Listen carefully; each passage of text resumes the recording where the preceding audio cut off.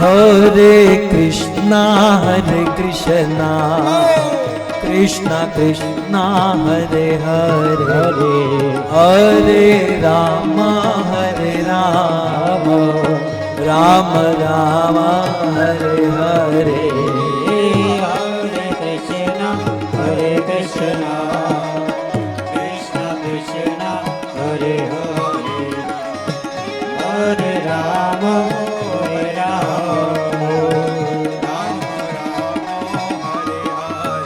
बोलो हरे कृष्णा कृष्णा कृष्णा हरे हरे हरे राम राम राम हरे हरे हरे कृष्णा भाई कृष्णा कृष्णा हरे हरे हरे राम हरे हरे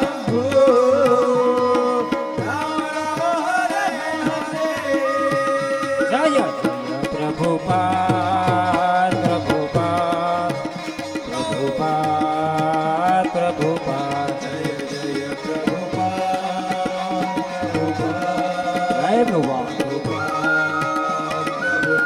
नित्य गौर हरि बोल हरि बोल हरि बोल हरि बोल नित्य गौर हरि बोल हेलो हरि बोल हरि बोल हरि बोल हरि नाम संकीर्तन की जय श्रीमद् भागवत महापुराण की श्री प्रभुपाद की जय निताय गौर प्रेमानंदे हरि हरि हरि के स्वामी जी को आप लोग देख रहे होंगे। ये 4 धामों में जो आप लोग सुनते होंगे द्वारिका धाम है ना, मानते हैं ना, जगन्नाथपुरी द्वारकापुरी। तो एक पुरी और धाम दोनों से पधारे हुए हैं स्वामी जी। और महाराज का बहुत बड़ा आश्रम है, वो आश्रम का नाम है सनातन सेवा। स्वामी जी को मैं कहूँगा आप कुछ गुजराती बोलते हैं, स्वामी जी गुजराती में कुछ बोलेंगे। हरे कृष्ण।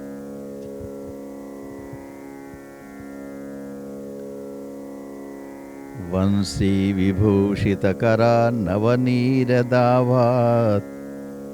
पीताम्बराधरुणबिम्बफलाद्धरुष्ठात् पूर्णेन्दुसुन्दरमुखादरविन्दनेत्रात् कृष्णात् परं किमपि तत्त्वमहं न जाने। वसुदेवसुतं देवं कंसचाणूरमर्दनं देवकी परमानन्दं कृष्णं वन्दे जगद्गुरुं। बोलिए द्वारिकाधीश की जय, कृष्ण कन्हैया लाल की जय, उमापति महादेव की जय। ओम नमः पार्वती पते हर हर महादेव हर। 1 मिनट भगवान ना नाम ले लिए। श्रीमन्नारायण नारायण नारायण,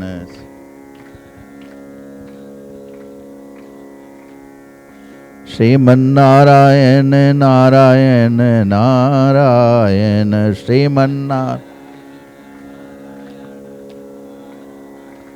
बद्री नारायण नारायण नारायण,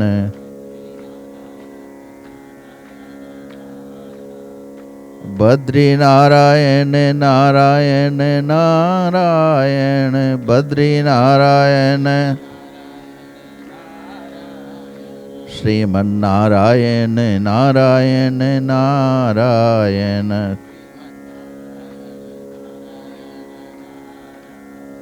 भजमन नारायण नारायण नारायण, भजमन नारायण नारायण,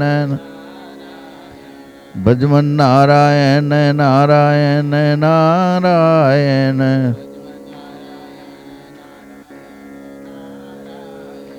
શ્રીમન્નારાયણ નારાયણ નારાયણ. बालकृष्ण भगवान की, सनातन धर्म की, भारत माता की. परम पूज्य आदरणीय स्वामी जी महाराज, परम पवित्र સનાતન ધર્મની માન્યતા પ્રમાણે વ્યાસપીઠનું ઊંચું સ્થાન હોય છે. તો આજે વ્યાસપીઠ ઉપર બિરાજેલા અમારા શાસ્ત્રીજી, હું જોઉં છું, સ્વામીજી મને વાત કરી કે આ એમનો પુત્ર છે, આ પત્ની છે. એકદમ મને લાગે છે કે અમારા જે ઋષિ પરંપરા છે એ ઋષિ પરંપરાના એ વર્તમાન રૂપના દર્શન અમને થાય છે. મને આનંદ થયો આ જાણીને કે આ ધર્મપીઠ, આ ધર્મ મંદિર સાથે પરમ પૂજ્ય મોરારી બાપુ પણ જોડાયેલા છે, જેના હાથે એનો શિલાન્યાસ થયો છે. આ મંગલ મંદિર મને જ્ઞાનમાં, મને માહિતીમાં હતી, પણ હું આવ્યો નહોતો. પછી ઋષિ પરંપરાના એક સર્વશ્રેષ્ઠ મહાપુરુષ અમારા દાદા કૃષ્ણશંકર શાસ્ત્રીજી મહારાજ પણ અહીંયા આવી ગયા અને આશીર્વાદ આપી ગયા છે. અને એ જ પરંપરામાં, ઋષિ પરંપરામાં અમારા મહારાજજી અહીંયા વિરાજતા છે, લાલ ગોવિંદ મહારાજજી. તો એમને પણ ખૂબ ખૂબ અમે અભિનંદન કરીએ છીએ. આ અવસરે ખૂબ જવાન છે અને સનાતન ધર્મના પ્રચાર માટે એવા સુંદર કથાકાર જોઈએ, જેને રૂપ સુંદર હોય, વાણી સુંદર હોય અને પરિવાર પણ સુંદર હોય. એ ઋષિ પરંપરા છે. ભાઈ બહેનો, ભાગવત, મહાભારત અને રામાયણ બે ઉપનિષદ તો જરા ઊંચું છે, પણ ભાગવત, મહાભારત અને રામાયણ બંને રામાયણની વાતો છે. રામચરિત માનસ હોય કે વાલ્મીકી, એનો જ્ઞાન દરેકનો થોડો થોડો હોવો જોઈએ.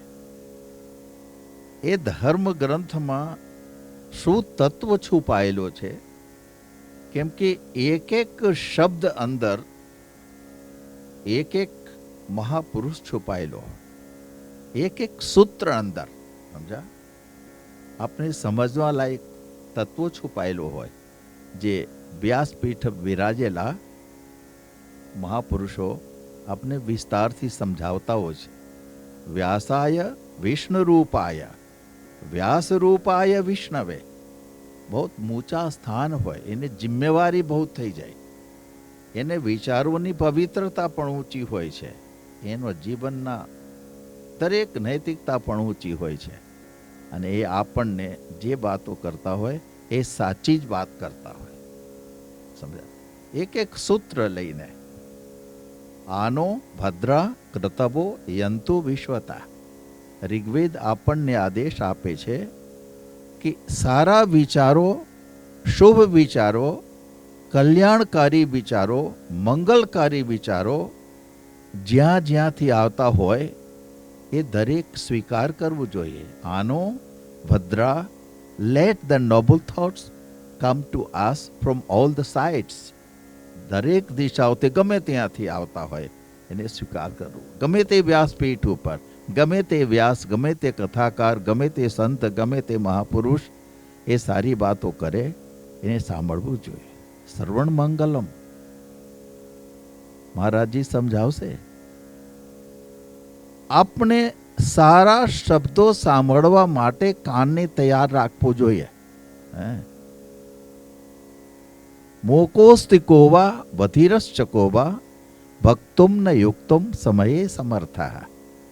જે વ્યક્તિ સારા શબ્દો સાંભળવા માટે તૈયાર ના હોય, જેનો સંસ્કાર, સ્વભાવ અને ઈચ્છાઓ ના હોય, એ વ્યક્તિને બહેરા કહેવામાં આવે છે. મોકોસ્તિ કોવા બધિરશ્ચ કોવા ભક્તુમ ન યુક્તમ સમયે સમર્થ આદિ જગદુર શંકરાચાર્યનો આદેશ છે. અને મોકા મળે તો શાસ્ત્રની વાતો આપણે કરવી જોઈએ, ન કરીએ તો અનુચિત કહેવાય. કોઈ વ્યક્તિ સારી વાતો કરતા હોય એની પ્રશંસા કરવી એ આવશ્યક છે. બીજા કોઈની નિંદા કરવી, બીજા કોઈની નિંદા સાંભળવી એ બહેરા અને મૂંગાનું કામ છે. હંમેશા ભદ્રમ કર્ણેભિ શૃણુયામદેવા ભદ્રમ પશ્યે માક્ષભિરીજ જત્રા. હંમેશા સારી બાતો, સારા સંદેશો, શુભ કલ્યાણકારી શબ્દો એ સાંભળવાની ઈચ્છા રાખવી જોઈએ. નિંદા નહીં, ચુગલી નહીં, ગંદી વાતો નહીં, કોઈના ફરિયાદ નહીં, સારા શબ્દો સાંભળવા માટે આપણે તૈયારી રહેવી જોઈએ. એ આપણે કથામાંથી સાંભળવાનું મળે છે. તો આજે આ ઉદ્ઘાટન છે. મંગલાચરણ કરશે મહારાજ શ્રી, મંગલાચરણ મહારાજ શ્રી કરશે, કથા મહારાજ શ્રી કરશે. તો વચ્ચે આવેલા મારા જેવાનો કર્તવ્ય શું છે? તો મારા જેવાના કર્તવ્ય એવો હોય કે વ્યાસપીઠ ઉપર જે વિરાજેલા મહાપુરુષો હોય એની જે વિશિષ્ટતાઓ હોય, એના જે અંદર જે જ્ઞાન હોય, એના અંદર જે સામર્થ્ય હોય, એની થોડી મહિમાના વખાણ કરવી એ અમારો કર્તવ્ય છે. તો હું બહુ પોતો જાણતો નથી વિસ્તારથી, પણ અત્યારે વર્તમાન સમયમાં હું જોઉં છું એ હું તો એટલી વાતો તો કરી શકું કે સ્વામીજી અમારા બેઠા છે, એ અમારા ભાઈ સમાન છે. વ્યાસપીઠ ઉપર બેઠાલા છે, એટલા મંગલ મંદિર ને મંગલ મૂર્તિ બેઠા છે. આ મંગલ મૂર્તિ છે અમારે, જે મંગલ વાતો આપણને સાંભળાવશે. મહારાજ શ્રી કીધું કે એમનો દીકરો તે જો કેટલો સુંદર, રૂપાલો, સંસ્કારી, એની વાતો આપણે ન કરીએ તો આપણે મોંઘા કહેવાઈએ. અમારા આજના જે સ્પોન્સર છે એ અમારા બ્રાહ્મણ છે, હરીશભાઈ પંડ્યા, લો નરેશભાઈ પંડ્યા. આમ નરેશ પંડ્યાના જે કાર્યમાં જે સહભાગી બન્યા છે, તન મન ધન લગાવીને જે આ એટલા મોટા આયોજન, સેંકડો ભાઈઓને આજે મહારાજજી કથા સાંભળશે. આપણે કઈ સંસ્કાર લઈને જાશું, આપણે સારા વિચારો લઈને જાશું, આપના કાન પવિત્ર થાય, મુખ પવિત્ર હરિનામ લીએ, ધન પવિત્ર કીએ દાન. તો એવા આયોજન, એવા સારા પ્રસંગમાં મને આજે લાભ મળ્યો આવવાનો અનાયાસે. કાલ સુધી છું. પરમ દિવસે તો બીજી જગ્યાએ ચરાઈ વેતી ચાલતો સંન્યાસીનું કામ. બહેતા પાણી નિર્મલા, બંદા ગંદા હોય, સાધુ જન રમતે ભલા, દાગ ન લાગે કોઈ. એટલે મોરારી બાપુને કથામાં 9 દિવસ હતો, પછી અહીંયા આવ્યા, કાલે જાશું ત્યાં, પરમ દિવસે ત્યાં, પછી ફરતા ફરતા ફરતા ફરતા દ્વારકાધીશ. ફિર જહાજ કે ઉડ કે પંછી ફિર જહાજ પર આવે. તો અમારો જહાજ દ્વારકાધીશ. તો આજે ભગવાન દ્વારકાધીશને પ્રાર્થના કરું, મહારાજ શ્રી જે કાર્યમાં લાગેલા છે એ ઉત્તરોત્તર ભગવાન એને શક્તિ આપે અને સનાતન ધર્મના એ સંદેશો લઈ અને દેશ પરદેશમાં ફરે, એમના પરિવાર સુખી રહે, બાળકો સંસ્કારી બને અને આપ સબ સુંદર સંદેશો લઈને જાઓ. ખૂબ સ્વસ્થ રહો, દ્વારકાધીશને પ્રાર્થના કરું. અને અંતમાં દ્વારકાધીશ આવવા માટે હું બધાને આમંત્રણ પણ આપું છું. સીધા વાત આવજો. દ્વારિકાધીશ કી સર્વે ભવંતુ સુખિનઃ, સર્વે સંતુ નિરામયા, સર્વે ભદ્રાણિ પશ્યન્તુ, મા કશ્ચિત દુઃખ ભાગ ભવેત. ઓમ શાંતિ શાંતિ શાંતિ.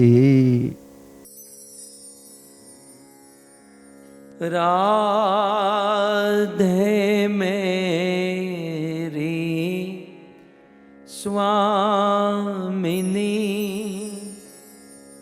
मैं राधे को दास, जन्म जन्म मोहे दीजियो, श्री वृंदावनवा।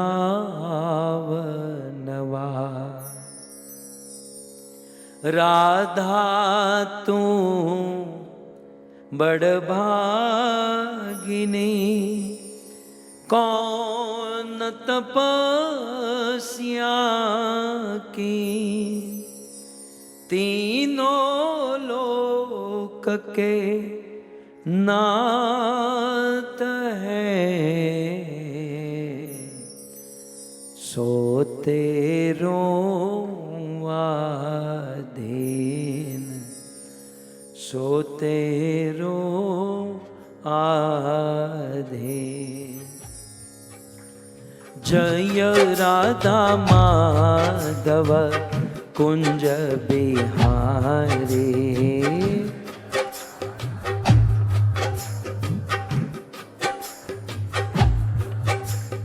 जय राधा माधव कुंज बिहारी,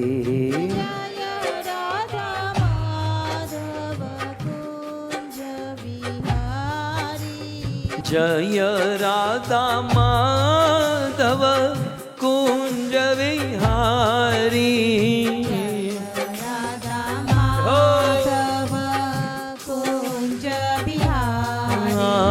गोपी जनवल्लभ गिरिवर धारी, गोपी जनवल्लभ गिरिवर धारी, गोपी जनवल्लभ गिरिवर धारी, गोपी जनवल्लभ गिरिवर धारी,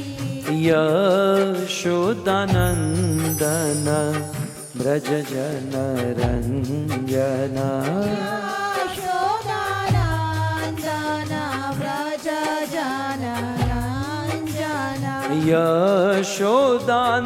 यशोदानंदन ब्रज जन रंजन,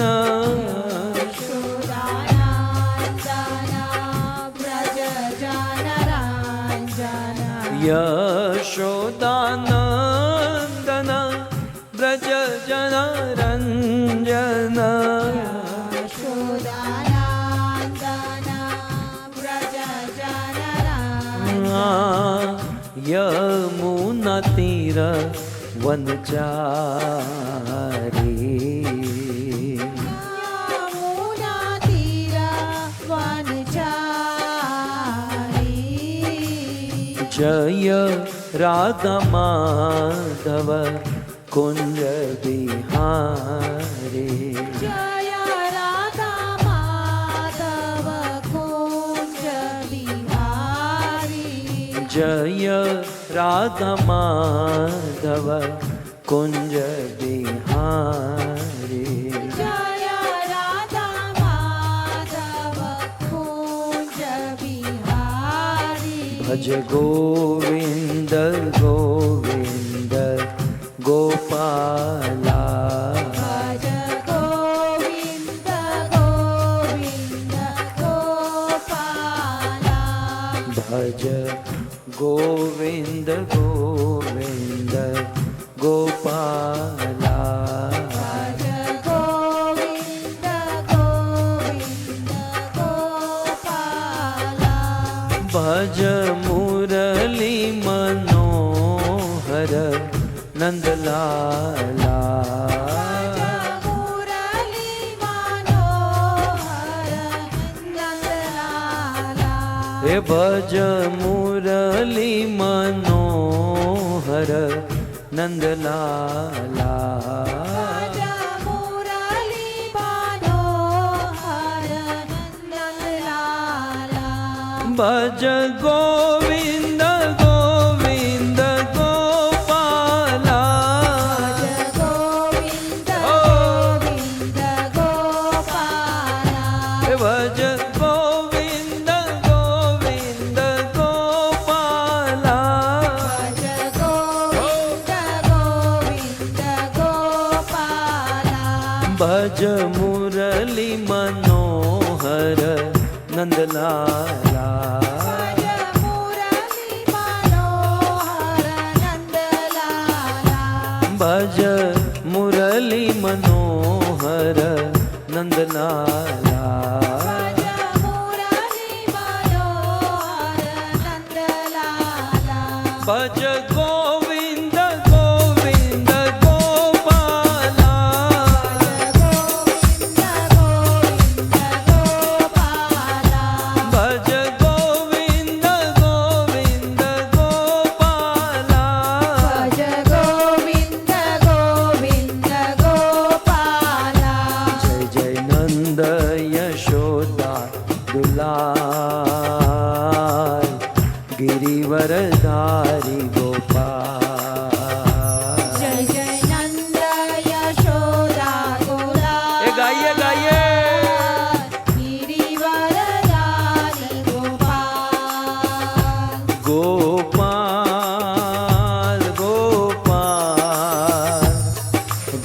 गोपाल गोपाल गोपाल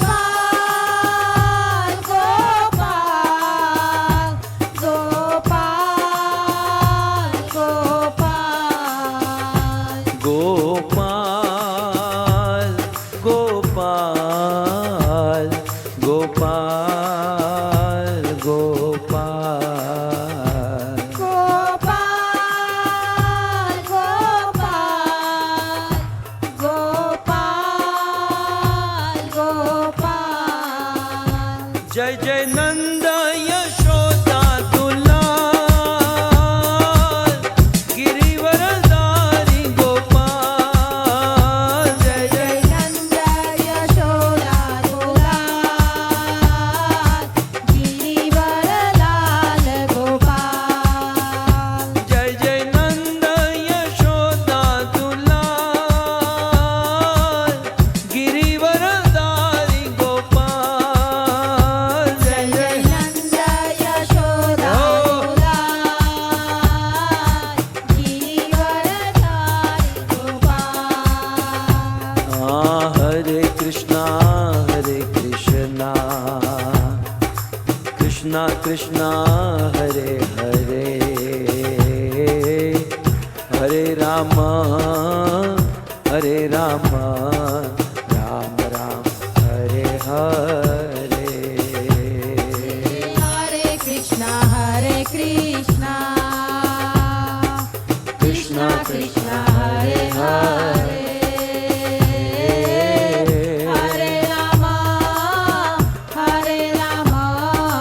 राम राम हरे हरे हरे कृष्णा कृष्णा कृष्णा हरे हरे हरे राम राम राम हरे हरे हरे कृष्णा कृष्णा कृष्णा हरे हरे हरे राम राम राम हरे हरे बोलो हरे कृष्णा कृष्णा कृष्णा हरे हरे हरे राम राम हरे हरे हरे कृष्णा कृष्णा कृष्णा हरे हरे हरे राम राम हरे हरे हरे कृष्णा कृष्णा कृष्णा हरे हरे हरे राम राम हरे हरे हरे कृष्णा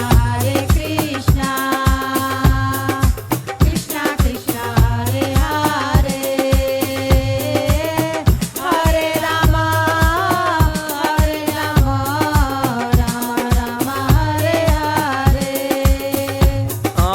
हरे कृष्णा कृष्णा हरे हरे हरे राम राम हरे हरे हरे कृष्णा कृष्णा कृष्णा हरे हरे हरे राम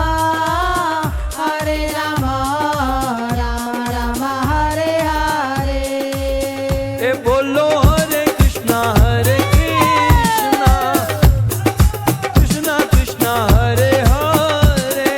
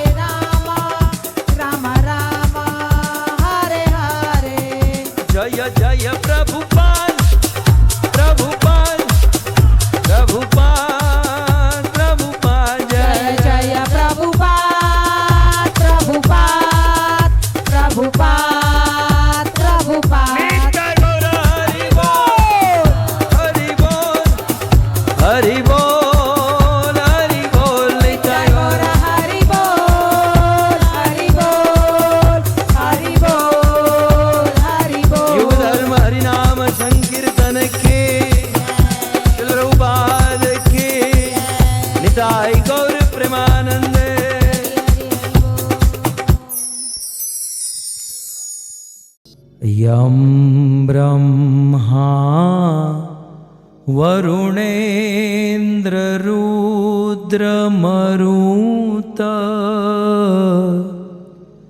स्तुवन्ति दिव्येस्तवे वेदे साङ्गपद क्रमोपनिषदे गायन्ति यं सामगा ध्यानावस्थित तद्गतेन मनसा पश्यन्ति यं योगिनो यस्यान्तं न विदु सुरासुरगणा देवाय तस्मै नमः। वंशी विभूषितकरा नवनीरदाभात्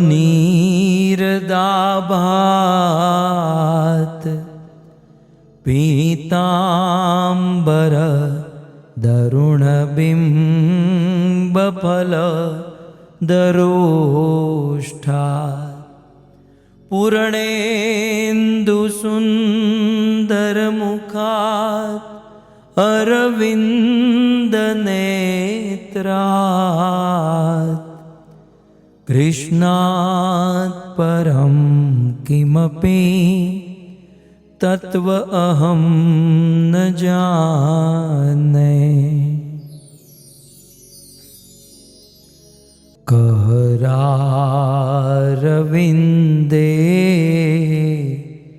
न पदारविन्दं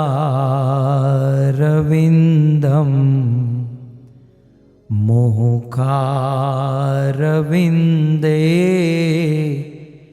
विनिवेशयन्तं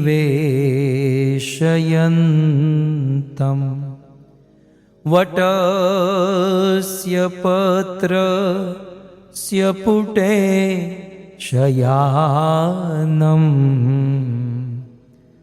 बालं मुकुन्दं मनसा स्मरामि। ॐ नमो भगवते वासुदेवाय।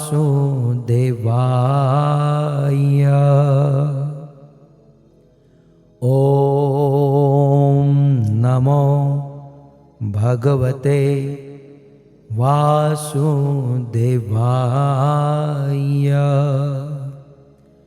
ॐ नमो भगवते वासुदेवाय।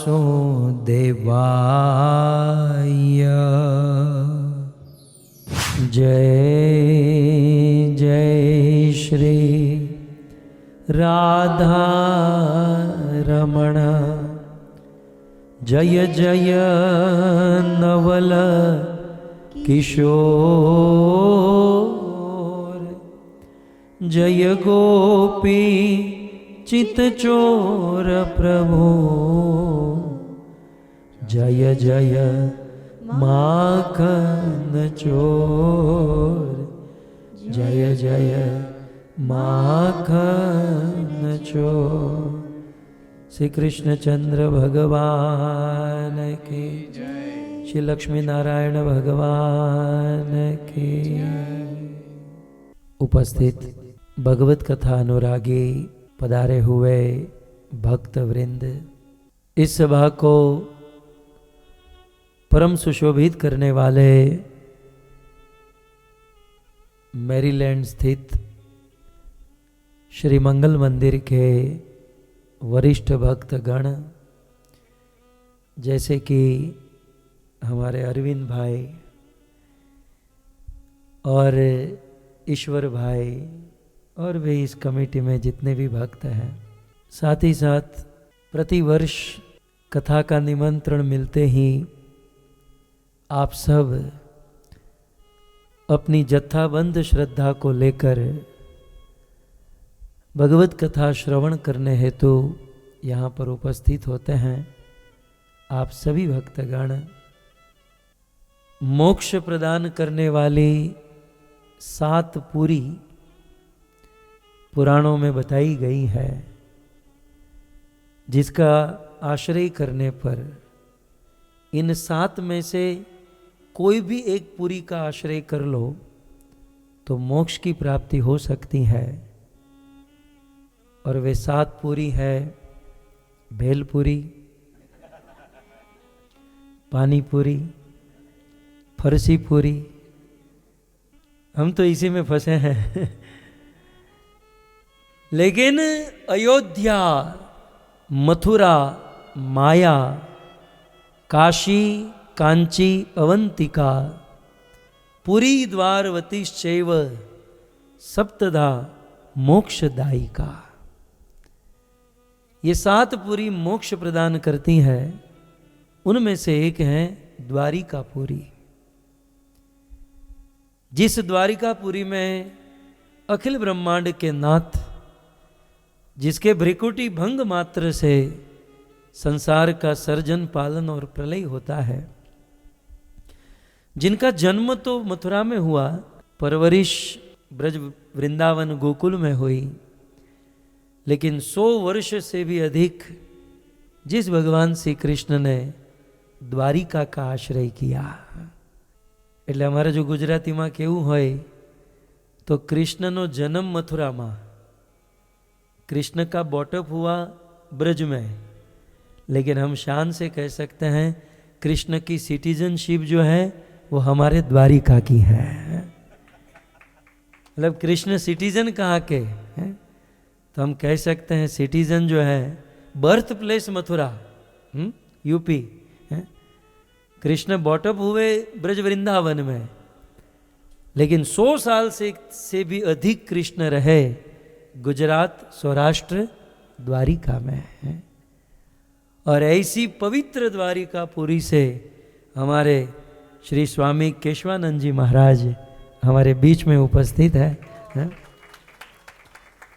यूं तो भागवत के अंत में कोई साधु संत महात्मा आकर आशीर्वाद देते हैं और कथा की पूर्णाहुति होती है, लेकिन हमारा परम परम सौभाग्य कि कथा के प्रारंभ में ही पूज्य श्री केशवानंद जी महाराज आए और हम सबको अपनी उपस्थिति और आशीर्वचन से कृतार्थ किए।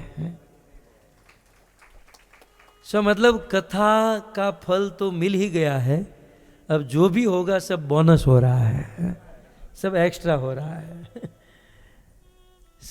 पूज्य केशवानंद महाराज, साथ ही साथ हमारे गुरु भाई कहिए, हमारे बंधु कहिए, सुख दुख के साथी कहिए, हमारे श्री श्रीवास प्रभु और भी हमारे अमी आत्मा प्रभु, आनंद प्रभु,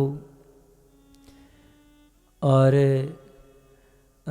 मंगल मंदिर कथा तो एक बहाना होता है, हमारा यहाँ पर आने का मुख्य उद्देश्य होता है मधुसूदन प्रभु के साथ रहना। साल भर मुझे फॉलो अप करते हैं, प्रभु कब आएंगे मंगल मंदिर।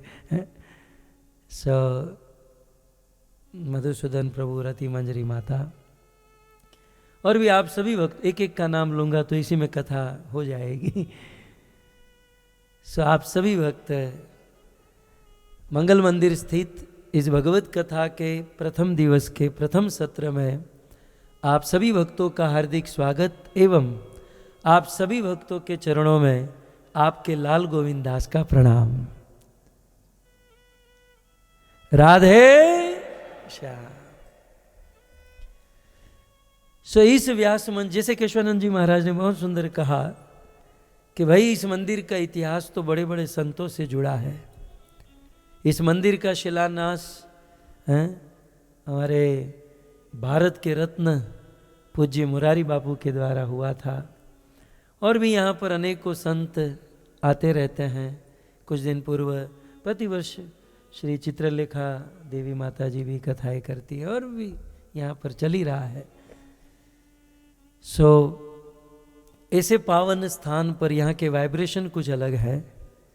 ये अमेरिका में एक बहुत बड़ा तीर्थ है, श्री मंगल मंदिर है, तीर्थ है। यहाँ आकर ऐसा लगता नहीं है कि हम अमेरिका में हैं, यहाँ आकर लगता है कि हम तीर्थ में बैठे हैं। सो ऐसे पवित्र क्षेत्र में पिछले कई वर्षों से हमारे अरविंद भाई का आग्रह, स्नेह, और नरेंद्र भाई तो कोईनो वारो आवाज न देता। घણા લોકોને યજમાન બનવું છે પણ નહીં, तो इस बार मैं आकर पूछा यजमान कौन? नरेंद्र भाई के हूँ। सो हमारा पंडिया साहेब उषा माता की स्मृति में यहाँ पर इस कथा का आयोजन करते हैं। तो पिछले दिनों, पिछले कई सालों से कथाएं हो रही है। भागवत कथा हुई, भागवत के अलग अलग विषयों पर कथा हुई। पिछली बार जन्माष्टमी में कृष्ण कथा हुई, कृष्ण जन्म कथा, कृष्ण लीला। फिर कई एक दो बार राम कथा भी यहाँ पर इस व्यासपीठ से हुई। लेकिन इस बार कुछ नया सब्जेक्ट चुना है। इस बार कथा किसकी होगी? क्या कथा होगी? मुझे सबसे पहले ये जानना है कि ये डिसाइड किसने किया। मेरा पहला प्रश्न ये है कि ये दुनिया में जो चल रहा है वो कम पड़ रहा है कि यहाँ और एक नया मतलब ये दिल्ली में, डीसी में ये जो चल रहा है, एक के बाद एक तीर निकल रहे हैं। अभी लास्ट तीर कौन सा? Big beautiful bill. ये कम चल रहा है कि ये नया महाभारत आप यहाँ पर नरेश भाई तमें आपका विचार था ये महाभारत का? नहीं, मैं तो मजाक कर रहा हूँ। हमने हमारे जीवन में लगभग कितनी कथा हुई? 450 कथा लगभग हुई, लेकिन हमने महाभारत पर कभी कथा नहीं की। मैं ईमानदारी से कह रहा हूँ, नहीं तो मैं कह भी सकता हूँ ना, आई एम वेरी, इसमें बहुत मैं अनुभवी हूँ और मैं बहुत कुछ बोल चुका हूँ। जीवन में पहला पाठ मांडने जा रहा हूँ महाभारत का, क्योंकि किसी ने ऐसा सोचा ही नहीं। मतलब वो लोग अपने घर के महाभारत से ही इतने मतलब फूल हो जाते हैं कि अब नया कहाँ सुनने जाए हम, राइट? सो महाभारत की कथाएं तो हम कोट करने में, है ना, भागवत रामायण बोलते समय महाभारत की कथाओं का तो गान होता है, लेकिन मूल रूप से महाभारत का पाठ हमने कभी नहीं किया। महाभारत पढ़ी तो थी, लेकिन एक नरेश भाई एक काम बहुत अच्छा किया आपने। मैंने कई साल पहले महाभारत पढ़ी थी, राइट? बोलने का अवसर न किसी ने मुझे दिया, न मैं कभी बोला। હવે મારે આ મહાભારત બફાઈ જવાનું હતું। मतलब पढ़ाओ कहाँ मेरा कुछ, मेरा जो क्या कहते हैं हम दिलनी વાત મારે બહાર તો કાઢવી ને, तो दिलनी दिल में रही जात। पण હવે नरेश भाई और मंगल मंदिर ने मुझे मौका दिया कि जो प्रभु दिल में कई सालों से दबा है वो यहाँ निकाल दीजिए। सो धन्यवाद आपका, कि आप मुझे जो दिल की बात है, कई वर्ष पूर्व महाभारत हमने जो पढ़ा था हमारी छोटी सी बुद्धि में, केशवानंद जी महाराज की तरह हम एक्सपर्ट नहीं है। उनकी वेदों में जो पकड़, श्लोकों में पकड़, ये सब हमारे में नहीं है, लेकिन जो पढ़ा लिखा था गुरुदेव के श्री मुख से जो हमने सुना था वो बोलने का अवसर आपने दिया। सो धन्यवाद। तो नरेश भाई अभी मुझे जस्ट इशारा किए कि हाँ प्रभु, जीवन में महाभारत तो होता ही है, चल ही रहा है, लेकिन उस महाभारत के युद्ध में, ये जीवन एक युद्ध है, हमारा जीवन एक संघर्ष है, और इस संघर्षमय जीवन में, इस संघर्षमय युद्ध में प्रभु का आश्रय लेकर कैसे विजयी होना, ये हमें महाभारत से सीखना है ना।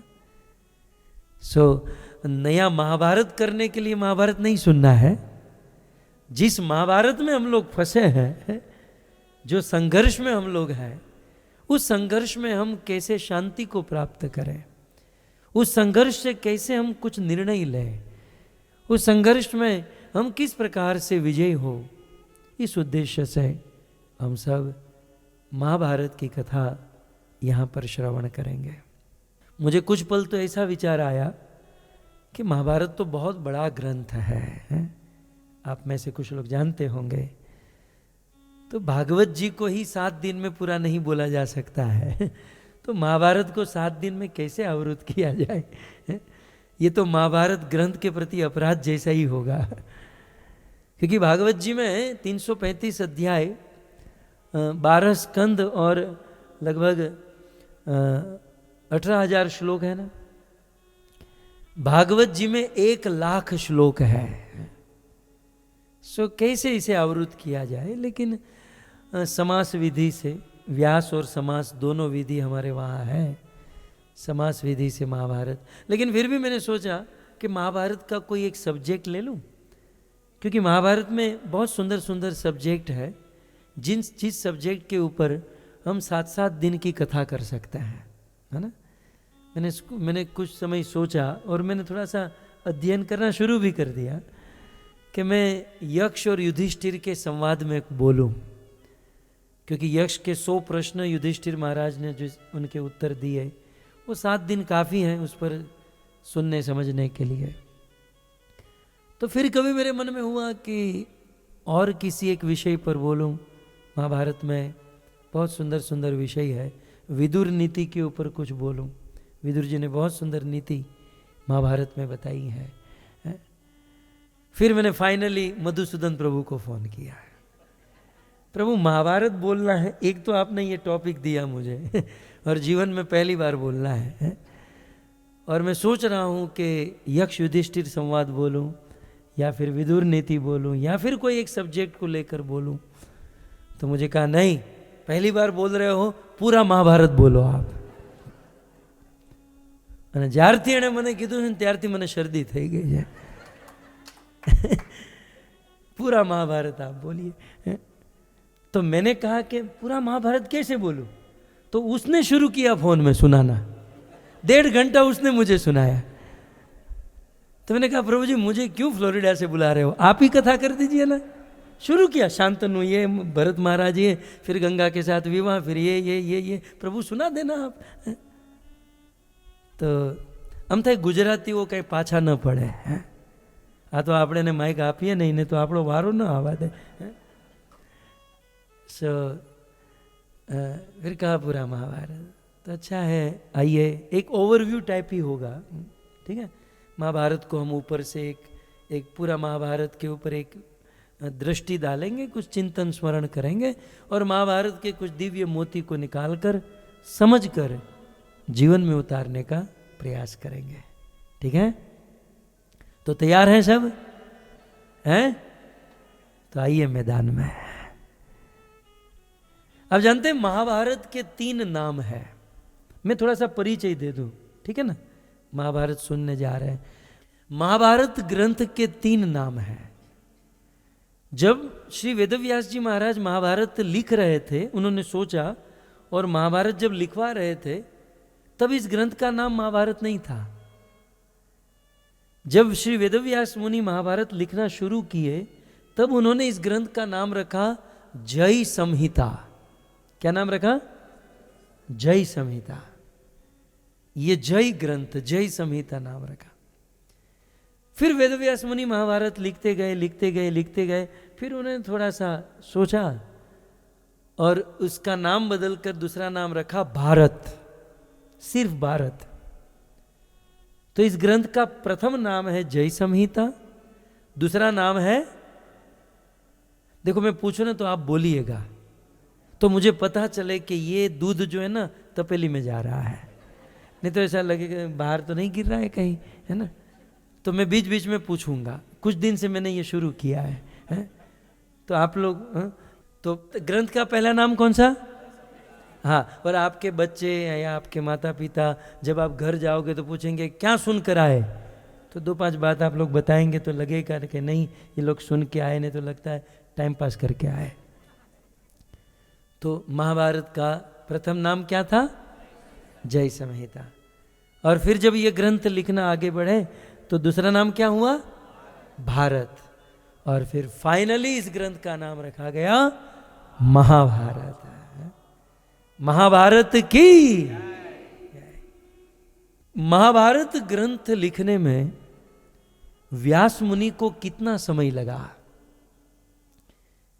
महाभारत में ही लिखा है, एक श्लोक है, इसमें कहते हैं त्रिभी वर्षे इदम पुराणम कृष्ण द्वैपायन प्रभो। त्रिभी वर्षे, महाभारत को लिखने में कृष्ण द्वैपायन प्रभो, साक्षात ईश्वर, ऐसे भगवान श्री वेदव्यास मुनि को यह ग्रंथ लिखने में 3 वर्ष लगे। त्रिभी वर्षे। હવે તમકો આ લખવામાં વ્યાસદેવને 3 વર્ષ લાગ્યા અને તમારે 7 દિવસમાં પૂરું કરાવવું છે। लखवा बोलो व्यास जी के विषय में कितना कुछ कहा गया। काले जो केशवानंद महाराज आवे ने तो महाराज तमे बहुत सारू बोलो छो, काले तमे व्यास मुनि विषय संभळावजो। व्यास जी व्यास है। व्यास जी के विषय में व्यास नमोस्तुते व्यास विशाल बुद्धे, जिसकी बुद्धि बहुत विशाल है। मुझे तो गौरव होता है सनातन धर्म के ऊपर और सनातन धर्म के ग्रंथ के ऊपर। अब देखो, हम अन्य धर्मों की निंदा न करें, निंदा करना हमारा काम ही नहीं है, लेकिन अन्य धर्म अपने अपने स्थान पर विशेष है, लेकिन फिर भी उसमें लिमिटेशन है।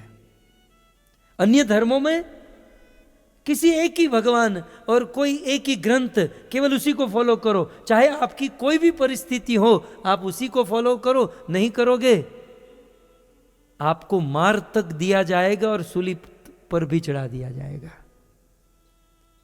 जैसे हम मुस्लिम धर्म में देखें तो केवल एक ग्रंथ कुरान, चाहे आपकी कोई भी स्थिति हो, आप उसे ही फॉलो करना है। आप क्रिश्चियन धर्म में देखो, धर्म अपनी दृष्टि से विशाल महान, लेकिन ग्रंथ केवल एक बाइबल। लेकिन सनातन धर्म की महानता देखो, नमस्तुते व्यास विशाल बुद्धे। एक ग्रंथ नहीं, यहां व्यास जी ने भिन्न भिन्न प्रकृति के लोगों के लिए, भिन्न भिन्न चेतनाओं के लिए उन्होंने भिन्न भिन्न ग्रंथ दिए। जिसकी जैसी प्रकृति, जिसकी जितनी समझ, जिसकी जितनी बुद्धि, व्यास जी ने सबका ध्यान रखा। मैं इस बात को एक सरल भाषा में मैं कैसे समझाता हूं बच्चों को, कि कोई एक स्कूल है, वहां पर केवल 5th ग्रेड वालों को ही पढ़ाया जाता है। 1st, 2nd, 3rd, 4th grade नहीं, 6, 7, 8 आगे का कोई ग्रेड नहीं, केवल एक ग्रेड 5th ग्रेड। और कोई ऐसी स्कूल है जहां 1st ग्रेड से लेकर 10th ग्रेड तक यूनिवर्सिटी की सारी स्टडी उस स्कूल में कराई जाती है। तो कौन सी स्कूल कंप्लीट मानी जाएगी आपकी दृष्टि से? जहां केवल एक ग्रेड पढ़ाया जाता है वो कंप्लीट है, कि जहां सारे ग्रेड पढ़ाए जाते हैं वो कंप्लीट है? सारे ग्रेड ना। तो अन्य धर्मों में केवल एक ही ग्रेड है, लेकिन सनातन धर्म में सारे ग्रेड है ना। कई बार कुछ लोग कहते हैं वेदव्यास जी कंफ्यूज थे इसलिए उन्होंने ये सब लिखा। वो भगवान है। नमस्तुते व्यास विशाल बुद्धे, वो ईश्वर है, वो क्या कंफ्यूज हो सकता है? उन्होंने ये सारे ग्रंथ लिखे भिन्न भिन्न प्रकृति के लोगों के लिए, माने हमारे शब्द में भिन्न भिन्न ग्रेड के लोगों के लिए। अब जहां सबकी बुद्धि अमल पुराण भागवत में नहीं पहुंच सकती, तो वो विष्णु पुराण पढ़े, वो शिव पुराण पढ़े, अन्य अन्य पुराण पढ़ सकते हैं, वेद पढ़ सकते हैं, है ना। सो व्यास व्यास है। तो मैं ये कह रहा हूं कि यह ग्रंथ के 3 नाम हैं, और यह ग्रंथ लिखने में प्रभु भगवान श्री वेदव्यास मुनि को 3 साल लगे। अच्छा, आप जानते हैं व्यास जी ने, श्री वेदव्यास जी ने महाभारत ग्रंथ क्यों लिखा? आप में से कोई बता सकता है? ये इनको छोड़कर वेदव्यास जी ने महाभारत ग्रंथ क्यों लिखा? किसी को पता है? बोलो मत, केवल हाँ पता है ऐसे बोल दो, मैं आपको बोलूंगा नहीं बोलने के लिए, चिंता मत करो। लेकिन हम खोटे खोटी धा पाड़ो, जेम આપણે બધે પાડતા હોઈએ છે। वेदव्यास जी ने महाभारत क्यों लिखा? जैसे हम भागवत जी के विषय में पढ़ते हैं ना, कि वेदव्यास जी ये सब कुछ लिखने के बाद असंतुष्ट थे, फिर नारद मुनि आए, नारद जी ने ज्ञान दिया, भागवत लिखा। तो भागवत लिखने का उद्देश्य हम लोग जानते हैं, इवन रामायण का, भगवत गीता, ये सब कुछ जानते हैं। अभी हम महाभारत सुन रहे हैं, तो श्री वेदव्यास जी को ऐसी क्या जरूरत पड़ गई महाभारत लिखने की, है ना? तो इसका उत्तर भागवत पुराण में दिया गया है। अब देखो, मैं आपने मुझे महाभारत बोलने को तो बोला है, लेकिन बीच बीच में भागवत आ ही जाएगा, क्योंकि वैसे तो हम भागवत बोलने वाले हैं ना। अब कई बार कुछ लोग मुझे कहते हैं, मैं ऐसी जगह पर कथा करता हूँ, प्रभु आप गुजराती मत बोलना। कई बार मैं हिंदी में, वैसे मेरी हिंदी थोड़ी अच्छी है, अच्छी खासी है, नहीं मेरी हिंदी अच्छी है, लेकिन कुछ लोग कहते गुजराती मत बोलना। પણ મારે તો ગુજરાતી ન બોલવું હોય, પણ અંદર ભાખરી હોય એનું શું? અંદર રોટલી હોય, અંદર બાજરાના રોટલા હોય, દહીંની તિખારી હોય, ये तो बाहर आवे कि नहीं? हमको तो बाहर से हम कंट्रोल करते, हिंदी बोल भी लेते हैं, लेकिन वो जो अंदर हो, अंदर जो है गुजराती है, वो कभी कभी आ जाता है बीच में, है ना। और फिर गुजराती लोग बैठे होते हैं तो थोड़ा मजा भी, आनंद भी आ जाता है। खैर, तो मैं क्या कह रहा था? हाँ, मैं ये कह रहा था कि महाभारत क्यों लिखा। तो इसका उत्तर श्रीमद् भागवत के प्रथम स्कंद, चौथा अध्याय और 25 नंबर का श्लोक, आप लोग घर जाकर डिटेल में इसे पढ़ सकते हैं। वाई महाभारत, महाभारत क्यों, श्री वेदव्यास मुनि ने महाभारत क्यों लिखा। आपकी जानकारी के लिए, महाभारत लिखने से पहले वेदव्यास जी 4 वेद लिख चुके थे, राइट? 4 वेद लिपिबद्ध कर चुके थे और अपने शिष्यों को भी सुना चुके थे। ऋग्वेद, सामवेद, अथर्ववेद, यजुर्वेद, वेदव्यास लिख चुके थे। साथ ही साथ श्री वेदव्यास जी को उससे संतुष्टि नहीं हुई तो 108 उपनिषद भी लिख चुके थे। ये मैं महाभारत का क्रम बता रहा हूं। 4 वेद उन्होंने लिख दिए, कठ उपनिषद, केन उपनिषद, ईश उपनिषद, श्वेताश्वर उपनिषद, ऐसी 108 उपनिषद लिख चुके थे। इवन श्री व्यास मुनि 17 पुराण भी लिख चुके थे। इतना कुछ लिखने के बाद श्री व्यास जी ने सोचा, मैं भागवत जी का श्लोक आपके सामने बोलता हूं, मुझे पता है आपको कुछ समझ में नहीं आएगा, लेकिन श्लोक सुनिए कि भागवत पुराण व्यास जी क्यों लिख रहे हैं। इसका उत्तर देते हुए व्यास जी कहते हैं, स्त्री शूद्र द्विज बंधुना त्रैन श्रुति गोचरा कर्म श्रेयसी मुढ़ाना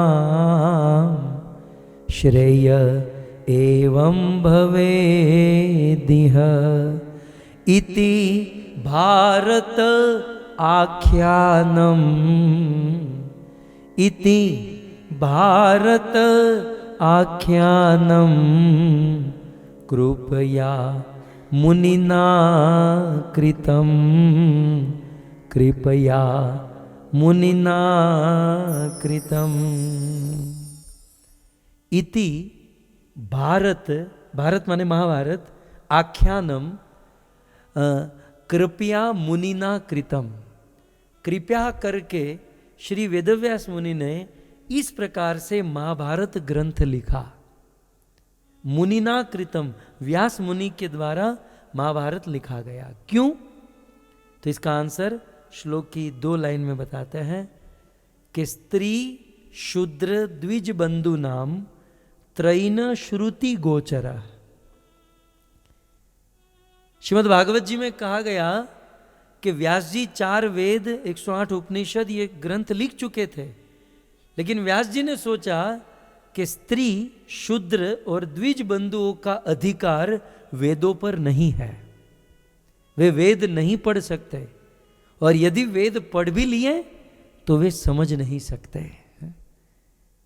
सो स्त्री शूद्र द्विज बंधु नाम त्रैन श्रुति गोचर, ये श्रुति गोचर नहीं हो सकते स्त्री शूद्र और द्विज बंधु नाम। तो फिर उनका उद्धार करने के लिए मैं क्या करूं? व्यास जी, जैसे मैंने कहा, वो सभी ग्रेड वालों के लिए लिख रहे थे। व्यास जी सभी ग्रेड के लोगों पर कृपा कर रहे थे।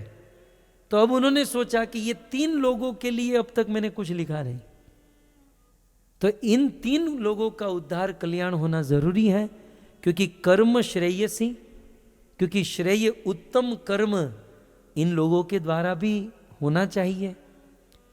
सो कर्म श्रेयसी मुढ़ानाम श्रेय एवं भवे दिह, मंगल कर्म हम लोग कर सकें, इसलिए श्री वेदव्यास मुनि ने यह महाभारत ग्रंथ लिखा, स्पेशली स्त्री शूद्र द्विज बंधु नाम। सो महाभारत ग्रंथ श्री व्यास मुनि ने लिखा। अच्छा, व्यास मुनि ने लिखा नहीं, थोड़ा और डिटेल में जाए, व्यास मुनि केवल बोले, लिखने वाले तो कौन थे? कौन थे? गजाननम भूत गणाधि सेवितम कपित जाम्बु फलचारु भक्षणम उमा सुतम शोक विनाश कारकम नमामि विघ्नेश्वर पाद पंकजम। श्री गजानन गणपति महाराज इस ग्रंथ को लिख रहे थे। अब व्यास जी की इच्छा हुई कि मैं महाभारत ग्रंथ लिखूं, मैं बोलूं और कोई लिखे, तो उन्होंने गणेश जी को बुलाया और गणेश जी को कहा कि महाराज मैं श्लोक बोलूंगा और आपको लिखना है। गणेश जी ने पहले कहा कि देखो भाई कितना लिखवाओगे, एस्टिमेट थोड़ा तो होना चाहिए ना। आजकल होता है ना कि 200 शब्द में आपको लिखना है या 50 शब्द में 50 वर्ड में आपको लेटर लिखना है। तो गणेश जी ने पहले ही पूछ लिया कि महाराज कितना लिखवाओगे। वेदव्यास जी ने कहा लगभग 1 लाख श्लोक तो लिखने पड़ेंगे। गणेश जी ने कहा जाओ जाओ, मैं कुछ नहीं लिखूंगा, हाथ दुखने लगेंगे। भागवत लिखने में ही मेरी सिलाही समाप्त हो गई थी और आप 1 लाख श्लोक लिखवाओगे। व्यास जी ने कहा कि नहीं गणेश, आपको लिखने पड़ेंगे, क्योंकि मैं जीवों के ऊपर कृपा करने जा रहा हूं। गणेश जी ने कहा ठीक है, चलो हम लिखते हैं, लेकिन देखो आप टाइम पास मत करना, ज़्यादा टाइम वेस्ट मत करना। व्यास जी ने कहा टाइम वेस्ट का मतलब क्या है? बोले आप एक ही साथ 1 लाख श्लोक बोल दो, मैं एक ही साथ लिख लूंगा। फिर आप बोलोगे कल आना, परसों आना, नरसों आना, तो फिर आपका भी टाइम मेरा भी टाइम, इतना टाइम नहीं है महाराज। तो मैं आप श्लोक बोलते जाओ, मैं लिखते जाऊंगा और मैं रुकूंगा नहीं। यदि ये शर्त मंजूर है तो मैं लिखूंगा। व्यास जी ने कहा गणेश जी आपकी शर्त मुझे मंजूर, लेकिन मेरी एक शर्त आपको मंजूर करनी पड़ेगी। बोले क्या? बोले मैं जो भी श्लोक बोलूं आपको समझ कर लिखना है। गणेश जी ने कहा उसमें कौन सी बड़ी बात है? ये गुजराती लोग तो बिना कोई बोले उसे समझ जाते हैं, है ना।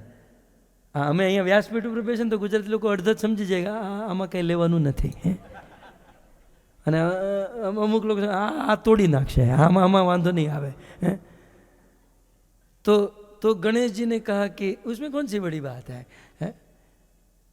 आप बोलते जाओ, मैं समझते जाऊंगा, हमको तो संस्कृत आती है, मैं लिखते जाऊंगा। तो अब व्यास जी ने क्या किया?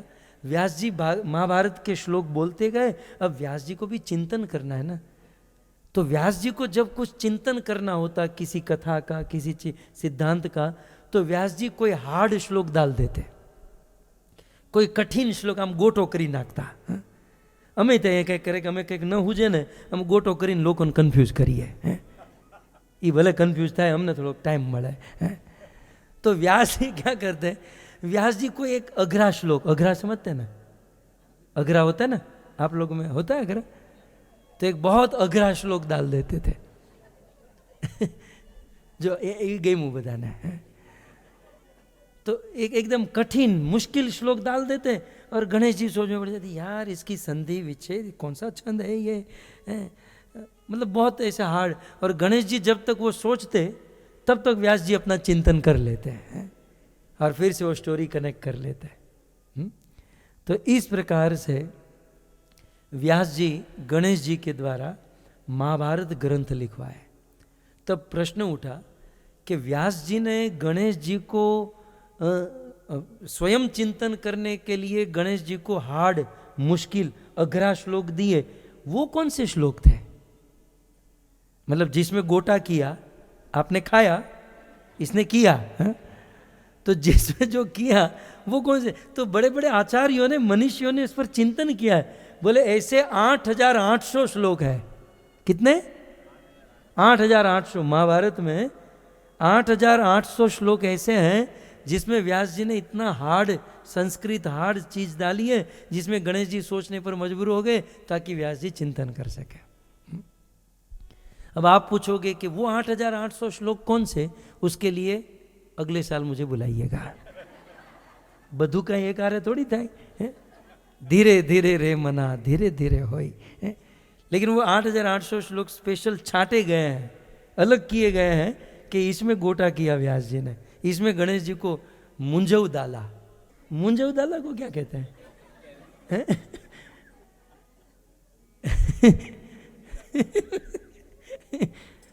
गणेश जी बेचारे मुंजवा गए।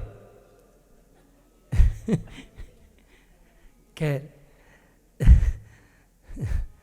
सो इस प्रकार से ओके, ये महाभारत की जितनी भी लीलाएं हैं, मैं थोड़ा सा भूमि का परिचय दे रहा हूं। महाभारत की जो लीलाएं हैं, आपने देखा होगा कृष्ण लीला, जितनी भी कृष्ण लीला है उसका कोई एक प्रमाण यदि पूछा जाए कि कृष्ण की समस्त लीलाओं का प्रमाण कौन, तो डंके की चोट पर कहा जा सकता है यमुना महारानी। कृष्ण की जितनी भी लीला हुई वो सारी लीला का प्रमाण श्री यमुना महारानी है। फिर चाहे ब्रज में लीला हुई तब भी यमुना, मथुरा में लीला हुई वहां भी यमुना, और द्वारिका में लीला हुई तो पंचम पटरानी के रूप में भी यमुना। तो जैसे ऐसे कहा जाए कि कृष्ण की सभी लीलाओं का की साक्षी कौन, तो यमुना है ना। हम रामायण में चले कि राम जी की लीलाओं का साक्षी श्री हनुमान जी महाराज हम ले सकते हैं, या सरयू। तो महाभारत की जो लीला हुई, सो महाभारत का साक्षी कौन? 3। यहां से आज सब 3 बहुत चलेगा। 3 नाम, 3 साल, 3 साक्षी।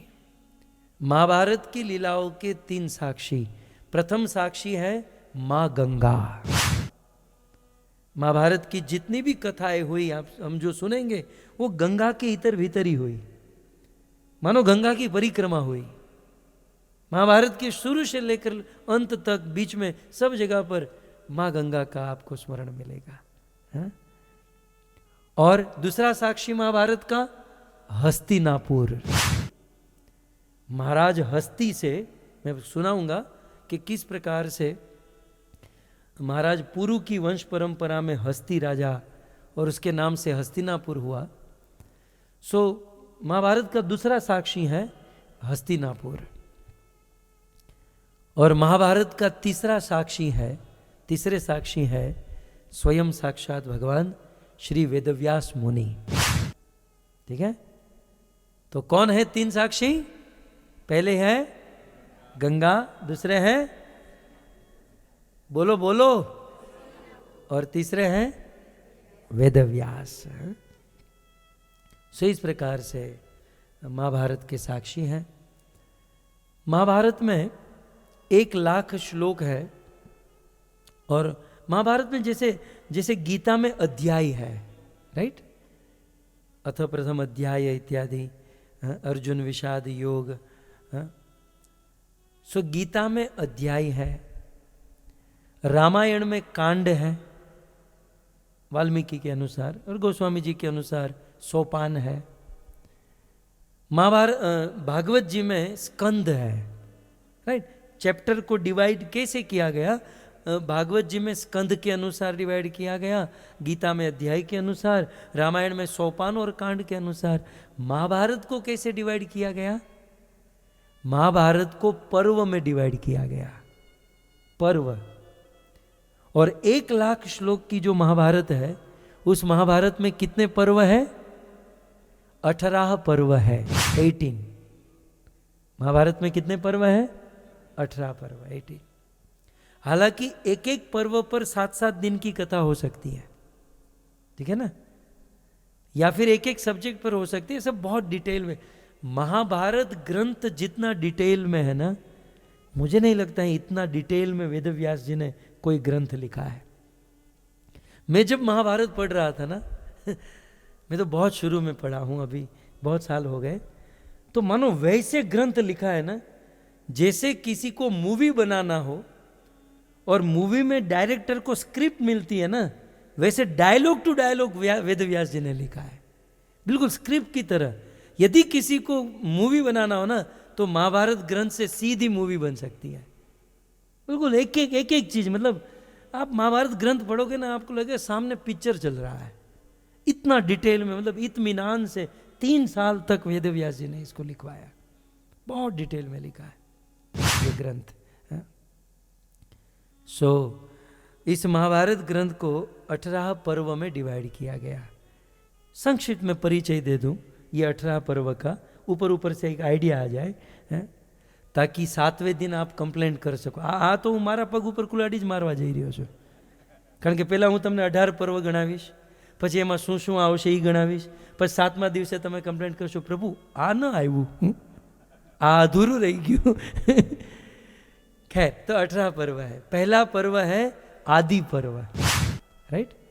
आदि पर्व में महाभारत की भूमिका है, महाभारत की शुरुआत है, और महाभारत में जितने भी पात्र हैं उन सभी पात्रों का जन्म कैसे हुआ, उनकी वंश परंपरा क्या है, इसका वर्णन महाभारत के आदि पर्व में है।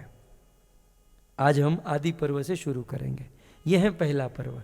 सो पहला पर्व कौन सा है? आदि पर्व। महाभारत का दूसरा पर्व है सभा पर्व। कौन सा है? सभा पर्व। अब इस सभा पर्व में है पांडव और दुर्योधन के बीच में द्रुत क्रीड़ा। जैसे कि आप सब जानते हैं, द्रुत क्रीड़ा में शकुनी के छल कपट से पांडव हार गए, अपने आप को हार गए, अपने अस्त्र शस्त्र को हार गए, द्रौपदी को दाव पर लगाया, उनको हारे, और फिर कुरुवंश की सभा में जो अघट घटना घटी, फिर पांडवों को वनवास हुआ, यह सब सभा पर्व में वर्णन है। तो ये दूसरे पर्व में है। महाभारत का तीसरा पर्व है वन पर्व। वन पर्व में पांडवों ने 12 वर्ष के वनवास में क्या क्या किया, उस 12 वर्ष के वनवास के दौरान पांडव कहाँ कहाँ गए, उन्होंने क्या क्या किया, ये सब वन पर्व में वर्णन है। वो हम लोग आगे सुनेंगे। तत्पश्चात महाभारत का चौथा पर्व है जिसका नाम है विराट पर्व। इस विराट पर्व में अज्ञातवास का वर्णन है। 12 वर्ष का वनवास और 13वां वर्ष अज्ञातवास था। ये रामचंद्र को जो मिला था ना, उससे करोड़ों गुना कठिन था ये वनवास, क्योंकि रामचंद्र का तो फ्लैट 14 ईयर वनवास था। यहाँ क्या था जानते हैं? 12 वर्ष तक वनवास और 13वां वर्ष अज्ञातवास।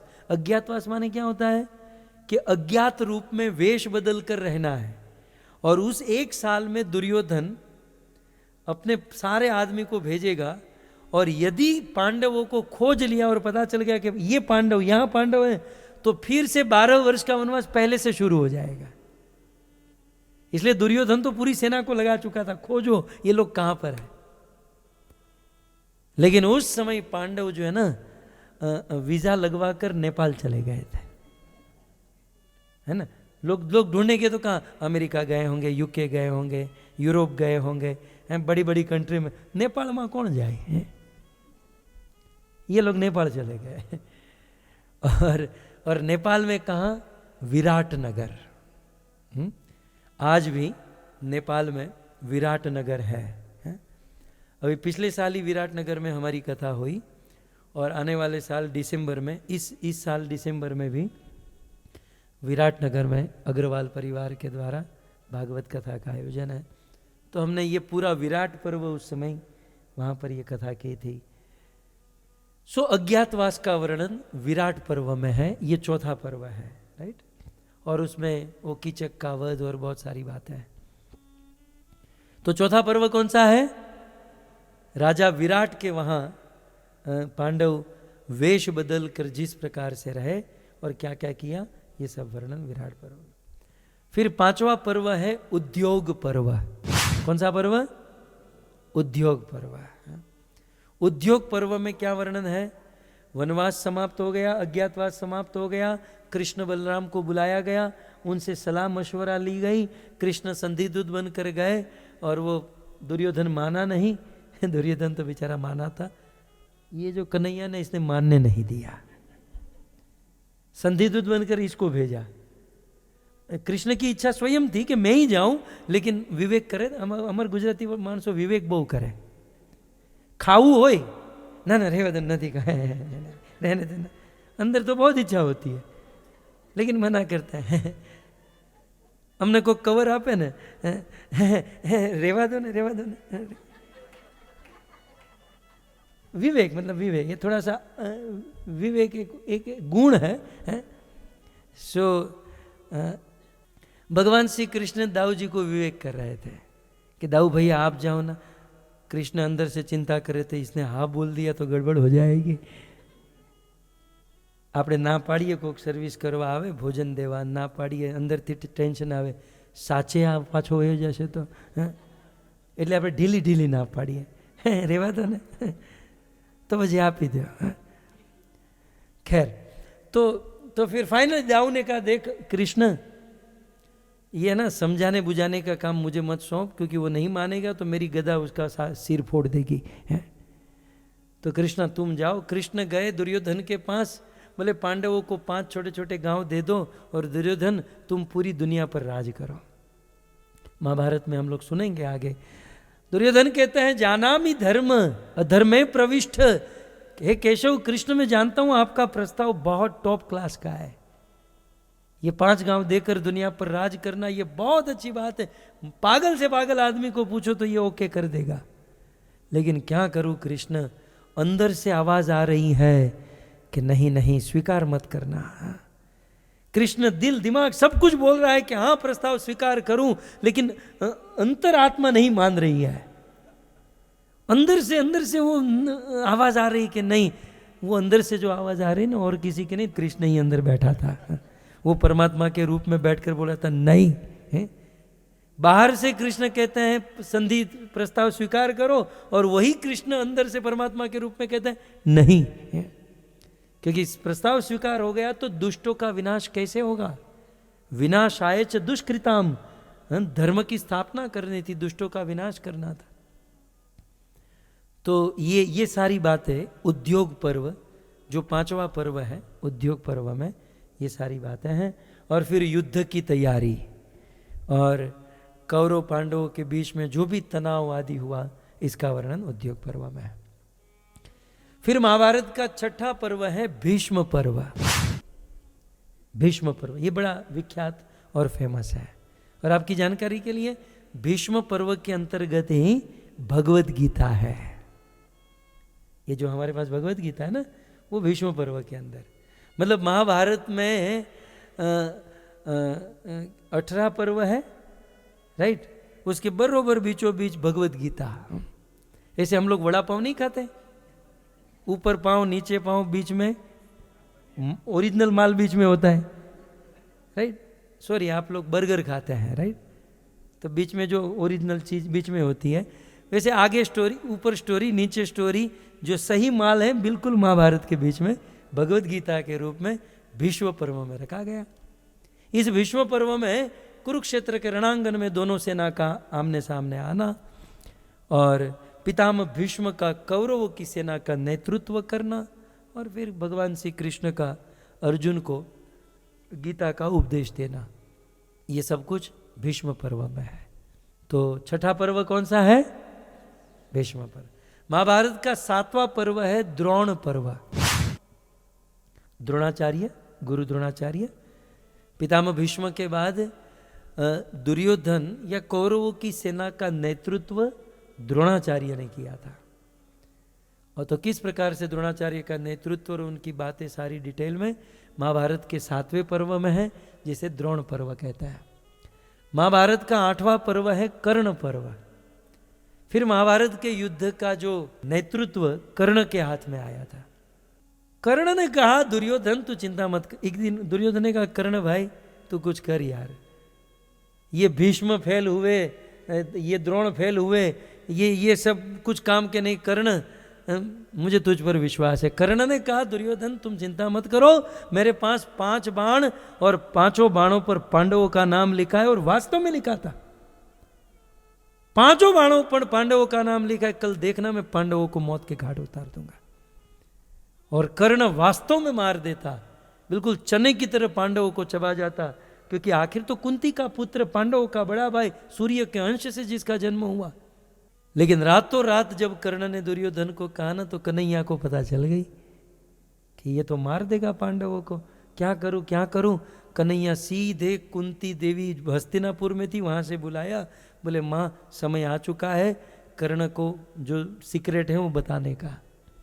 आप जाओ और कर्ण को अपना पूरा जो भेद है सीक्रेट है बता दो। और देवी कुंती कर्ण के पास आई, और कर्ण के पास आकर देवी कुंती अपना सारी बात बताने लगी कि बेटा कर्ण तुम सूत पुत्र नहीं हो, तुम मेरे पुत्र हो। मुझे देवताओं का वरदान था कि मैं जब भी उनका स्मरण करूं तो देवता प्रकट होते और मुझे संतान प्रदान करते। मैं कुंवारी थी बेटा, और कुंवारेपन में बचपने में मेरे मन में हुआ कि ये सत्य है या झूठ है। एक दिन छत पर खड़े रहकर मैंने सूर्य देवता का आवाहन किया, सूर्य देवता प्रकट हो गए और संतान देकर चले गए। मेरी तो शादी भी नहीं हुई, मेरा विवाह नहीं हुआ और मेरा बेटा हो गया सूर्य के अंश से। अब संसार में मैं किसी को कहूं, लोग उपहास करें, मैं मेरे माता पिता को बताऊं, किसको बताऊं, क्या करूं? बेटा मैं चिंतित हो गई, और तब जाकर मैंने तुम्हें नदी में छोड़ दिया। और फिर राधा नाम की एक महिला ने उस कर्ण का जीवन पोषण किया। तो बेटा तुम सूत पुत्र नहीं हो, तुम मेरे पुत्र हो। कर्ण ने कहा मां ये बात तूने मुझे आज बताई, तूने मुझे पहले कहा होता तो मैं मेरे भाइयों के साथ कभी युद्ध न करता। मुझे इन हाथों से मेरे भाइयों को मारना पड़ेगा, क्योंकि मैं मेरे मित्र दुर्योधन को वादा कर चुका हूं। दुर्योधन ने कर्ण को अंग देश का राजा बनाया था और जीत लिया था कर्ण को। मैं मेरे मित्र को वादा कर चुका हूं। मां तूने बहुत देरी कर दी, बहुत देरी कर दी, लेकिन मां आज तक मैंने तेरी कोई इच्छा पूर्ण नहीं की, मैंने तुझे कुछ नहीं दिया। मां मांग ले, तुझे जो चाहिए मुझसे मांग ले। कृष्ण ने सिखा कर भेजा था, जब ये बोलेगा ना 5 बाण मांग लेना, जिसे वो पांडवों को मारने वाला है। जब ये कहा कर्ण ने, तब कुंती ने कहा तो ठीक है बेटा, वो जो 5 बाण रखे ना पांडवों को मारने के लिए वो दे दे। और कर्ण ने दे दिया है? जब कर्ण ने दे दिया, दूसरे दिन दुर्योधन आया, क्या हुआ? बोले वो बाण तो चले गए। बोले तो अब क्या होगा? बोले दुर्योधन तू चिंता मत कर, मेरे पास और एक बाण है। कौन सा? एक अग्नि, जबरदस्त बाण।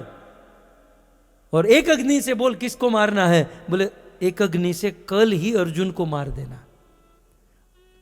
तुम अर्जुन को मार दोगे, बाकी सबको तो हम निपट लेंगे। कर्ण ने कहा कोई बात नहीं, एक अग्नि से अर्जुन को मार दूंगा। दुर्योधन अपनी शिविर में, कर्ण अपनी शिविर में, दोनों सो गए। और ये बात फिर से कृष्ण को पता चल गई। कृष्ण सोचे ये कितना लेकर बैठा है, पहले से ही बोल दिया तो मैं सब निकाल देता। अभी भी एक दबा कर बैठा है। हमारा गुजराती वो बहुत दबावीने राखे है। कोई डोनेशन मांगे ने, भाई આટલું જ છે, બીજી વખત જાઓ તો આટલું જ છે। તમારા ગુજરાતીઓને પૂછો ને કેમ ચાલે છે કામ ધંધા? दाल रोटी का निकल रहा है। तुम्हारी दाल रोटी बहुत मोटी भाई। आज हमारी चर्चा हो रही थी वो मिडिल क्लास और अपर क्लास की, तो ये बोल रहे थे मिडिल क्लास, हम तो मिडिल क्लास के। तो मेरे पूछવું પડ્યું महाराज क्या તમારું मिडिल क्लास कोने કહેવાય? ये तो को हमने खैर, तो कृष्ण ने सोचा कि ये तो अभी भी दबा कर रखा है, क्या करे क्या करे। कुंती का तो फेल हो गया, कुंती का तो हो नहीं सकता। सोचे सोचे सोचे, तब कृष्ण सोचा एक काम हो सकता है। बोले कौन? बोले भीम पुत्र घटोत्कच। घटोत्कच के अलावा मेरे पास कोई उपाय नहीं। कृष्ण गए और घटोत्कच के पास, कृष्ण तो कृष्ण है, मधुरे या गिरा वल्गु वाक्य या, इसको बोलने की इतनी स्टाइल आती है ना। वाणी के जितने भी गुण कृष्ण के पास है। और कृष्ण ने कहा कि तुम्हारे बाप दादा के सामने ये कौरव लोग ये मारपीट कर रहे हैं, इतना अधर्म किए, अनीति किए, तेरे बाप को तो जहर खिलाकर नदी में फेंक दिया, मार ही दिया था, तू घटोत्कच पैदा ही नहीं हुआ होता, ये तो मैंने थोड़ा बहुत प्रयास करके जिला दिया, ये वो घटोत्कच तो बोले छोड़ूंगा नहीं मैं उसको, कल सुबह युद्ध होने दो, मैं छोड़ूंगा नहीं। कृष्ण ने कहा देखो सुबह नहीं, रात को शुरू हो जा। घटोत्कच कहता है लेकिन केशव, युद्ध का नियम है ना कि सुबह जब शंख बजेगा तब युद्ध शुरू होता है और संध्या को शंख बजने पर युद्ध खत्म होता है, रात को कैसे युद्ध कर सकते हैं?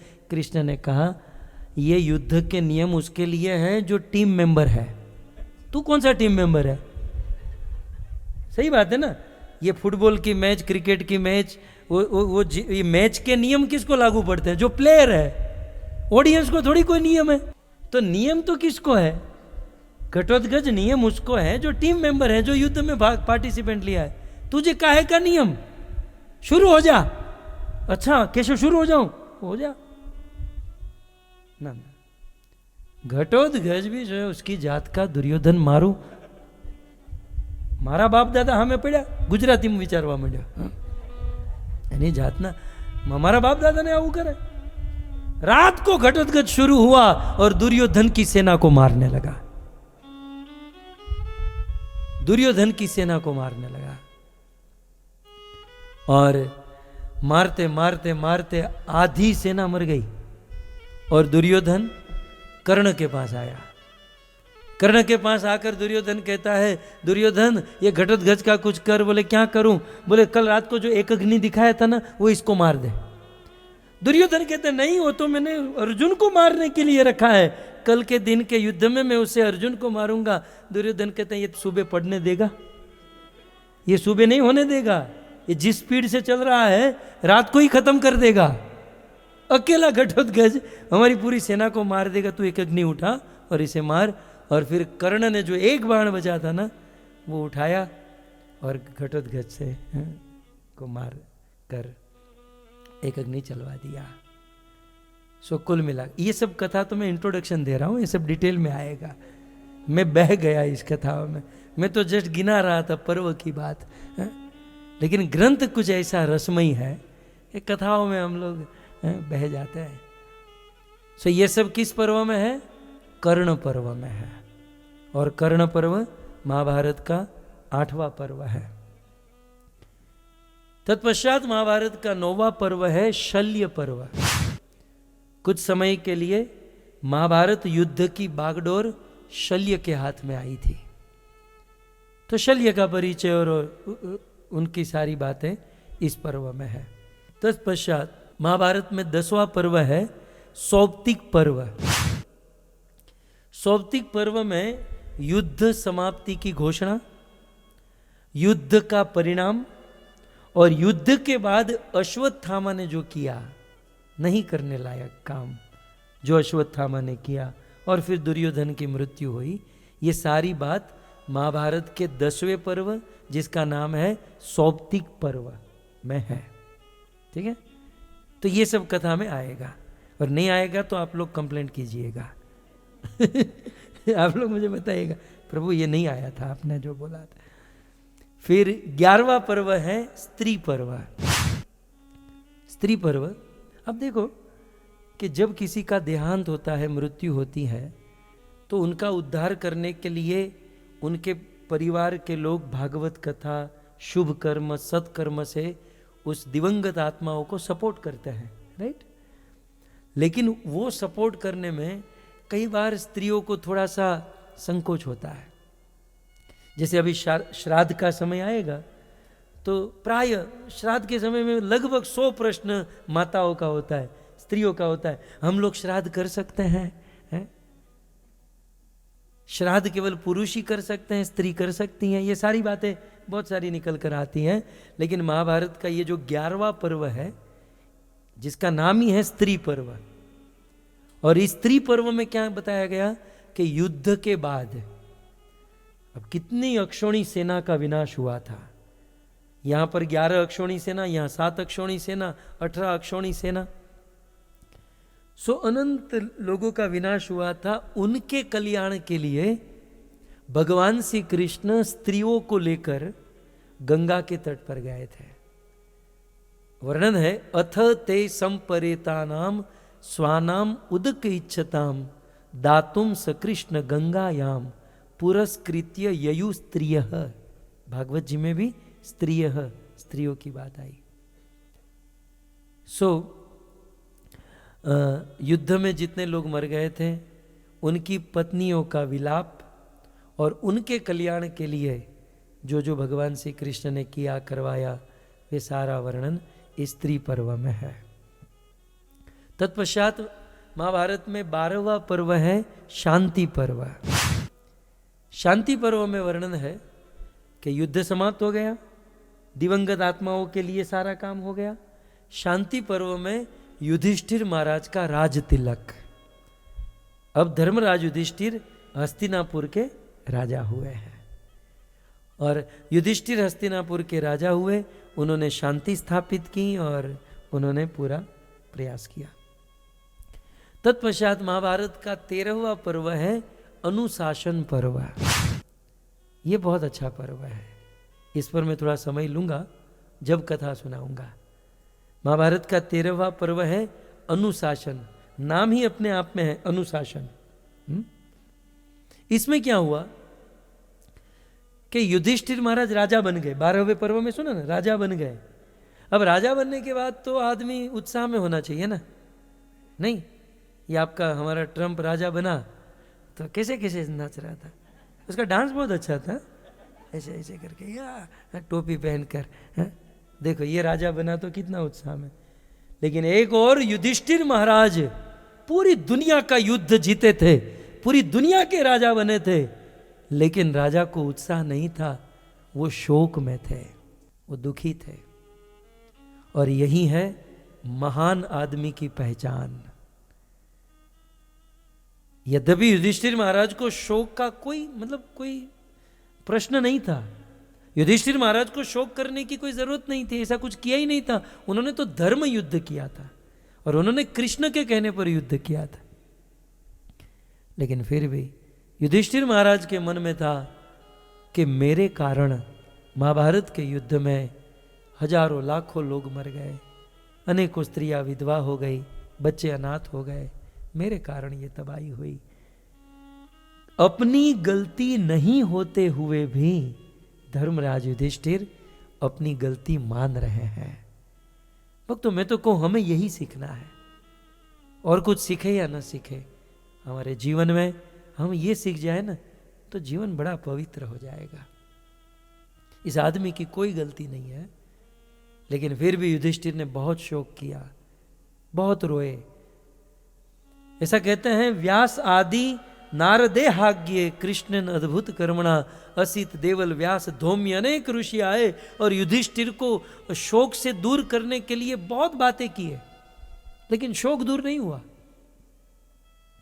महान आदमी की ये सोचो, जो महान आदमी होता है ना, उसकी गलती नहीं होने पर भी कहता है कि भाई मैं गलत हूं, आप सही हो, मेरे से गलती हो गई, बस बात वहीं खत्म हो जाएगी। लेकिन हमारा ऐसा नहीं है। हमारा क्या है, पूरी दुनिया गलत हो सकती है लेकिन मैं गलत नहीं हो सकता, इसलिए जंग जारी रहती है और जीवन भर संघर्ष में बीत जाता है ना। हमारे काग बापू, गुजरात के संत कवि काग हैं, उन्होंने बहुत सुंदर पद लिखा, सिंहासने चढ़वा गया त्या पग हेठे हिमालय हतो। आप विचार तो करो, महाभारत का युद्ध जीतने के लिए पांडवों ने पूरा जीवन परिश्रम किया, पूरा जीवन संघर्ष किया, और जब धर्मराज युधिष्ठिर राजा बने तो कितने दिन तक हस्तिनापुर के राजा रहे, हिमालय पर चले गए फिर तो। सो कहने का अर्थ यह है, महान आदमी की महानता मैं बता रहा था। सो महान आदमी अपनी गलती स्वीकार कर लेता है। अने हूं तो कहूं, कभी भी डिबेट हो जाए ना, पहले तो डिबेट में पढ़ना ही नहीं चाहिए, लेकिन मान लो कोई फंसा दे, डिबेट में कोई डाल दे हमें और बात आमने सामने आ जाए ना, तुरंत अपनी गलती स्वीकार कर लो। आप गलत नहीं हो, और अपनी गलती स्वीकार करने से क्या होगा, अगला राजी होगा, दूसरों को राजी करना यही तो अपना धर्म है ना। हम सही हम गलत ईश्वर जानता है, परमात्मा जानता है। यदि अपनी गलती स्वीकार करने से दुनिया राजी हो तो कह देना चाहिए। और अपना नरसिंह मेहता ये ज कह्યું ने, एवा रे અમે એવા, તમે કહો છો તેવા। ભક્તિ કરતા ભ્રષ્ટ થશું તો કરશું હજી વધારે દામોદરની સેવા। એવા રે અમે એવા। गलती वहीं पर हाथ में, वहीं सारी सारी मगजमारी सब कुछ खत्म हो जाएगा। बस केवल अपना ईगो थोड़ी देर साइड में रखकर बोल दो कि हाँ भाई हमसे गलती हो गई, दैट्स इट, खत्म। इतना सीखना है इन ग्रंथों से। हूँ ज्ञानी छू આપણે તો હોય જ નહીં, પણ એ મોભો બનાવી રાખવા માટે તેને કેટલું કેટલું કરવું પડે છે। કિતના શ્લોક, કિતના ये પણ તમે એમ કહી દો હું મૂર્ખ છું, કેવા હળવા ફૂલ થઈ જાવ તમે। અમે કોઈ જ્ઞાન નહીં એમ કહી દો, હળવા ફૂલ જેવા થઈ જાવ, તમારે કોઈ નથી। અને તમે જ્ઞાની છો કે નહીં ઈશ્વર જાણે ને, આપણે દુનિયાને બતાવીને શું કરવું છે। सो युधिष्ठिर महाराज। सो अनुशासन पर्व की मैं बात कर रहा था कि अनुशासन पर्व में धर्मराज युधिष्ठिर को जब शोक हुआ, चिंता हुई, सब लोग ने मनाया। फिर सबने कहा हमसे नहीं मानेंगे, कन्हैया आप ही अब मनाइए इसे। कन्हैया चाहते तो मना देते, वो दुर्योधन वाली बात फिर से आई है। चाहते तो मना देते लेकिन जानबूझकर नहीं मनाए। और अंत में क्या कहते हैं, भाई आपको तो पितामह भीष्म ही मना सकता है, क्योंकि उनकी इच्छा थी कि ये भीष्म के पास जाए। मैं तो भगवत गीता में बहुत बोल चुका, अहम सर्वस्य प्रभवो, मैं ईश्वर में भगवान। लेकिन भाई अपनी प्रशंसा ज़्यादा अपनी अच्छी नहीं लगती। लेकिन भरत पुंगव गंगा पुत्र भीष्म जब प्रवचन करेंगे ना, दुनिया सुनेगी। और भक्त जो बोलता है ना, भगवान को बहुत अच्छा लगता है। भगवान चाहते हैं कि मेरे भक्त, मैं कम बोलूं, मेरे भक्त ज़्यादा बोले। इसलिए बेचारे वो चुपचाप खड़े हैं, बोलने का हमको सौंपा है। तो चाहते हैं कि भक्त बोले हैं, है ना। नहीं तो हम, हमारी क्या औकात है। मैं पर्सनल मेरी बात करूँ, हमारी क्या औकात है। दिल दिमाग कुछ ठिकाने पर नहीं है, माया का प्रभाव है, कोई वाणी, कोई ज्ञान नहीं है। बस मुकम करोति वाचालम, उनकी कृपा है और कुछ नहीं। वो चाहते हैं कि हमारे भक्त कुछ बोले हैं। और किस न्याय से गोस्वामी तुलसीदास जी कहते हैं, जो बालक करी तोतली भाषा। एक बालक तोतली भाषा में बोलता है, उसमें कोई व्याकरण, छंद, अलंकार कुछ होता नहीं है, लेकिन फिर भी माँ बाप को बहुत अच्छा लगता है। ये પછી મોટો થઈને એમ કે મને તમારી સાથે નહીં ફાવે, એમાં પાછું વ્યાકરણ પરફેક્ટ હોય, એમાં પાછું છંદ, अलंकार, वॉइस, एक्टिव, पैसिव वॉइस બધું પરફેક્ટ હોય, પણ એ આપણને ન ગમે। जब छोटे होते हैं तोतली भाषा में बोलते हैं तो बहुत अच्छा लगता है। तो ठीक उसी प्रकार प्रेममयी तोतली भाषा में जब भक्त बोलते हैं तो प्रभु को अच्छा लगता है, और प्रभु चाहते हैं भक्त बोले। और इसीलिए भगवान स्वयं युधिष्ठिर का शोक दूर नहीं किए, और कृष्ण ने युधिष्ठिर को पितामह भीष्म के पास भेजा। और फिर अनुशासन पर्व में ये वर्णन है। फिर इति भीत प्रजाद्रोहात सर्वधर्म विवत्सया ततो विनशनम प्रागात यत्र देव व्रतो पतत। जहाँ देवव्रत पितामह भीष्म शरशैया पर सोए थे, धराशायी हुए थे, वहाँ पर महाराज युधिष्ठिर जाते हैं। और फिर पितामह भीष्म युधिष्ठिर महाराज को बहुत सुंदर उपदेश देते हैं। स्त्री धर्म, राजधर्म, अनेकों प्रकार के वर्णाश्रम धर्म, ये सारा उपदेश महाभारत के 13वें पर्व अनुशासन पर्व में ये सारी कथा है।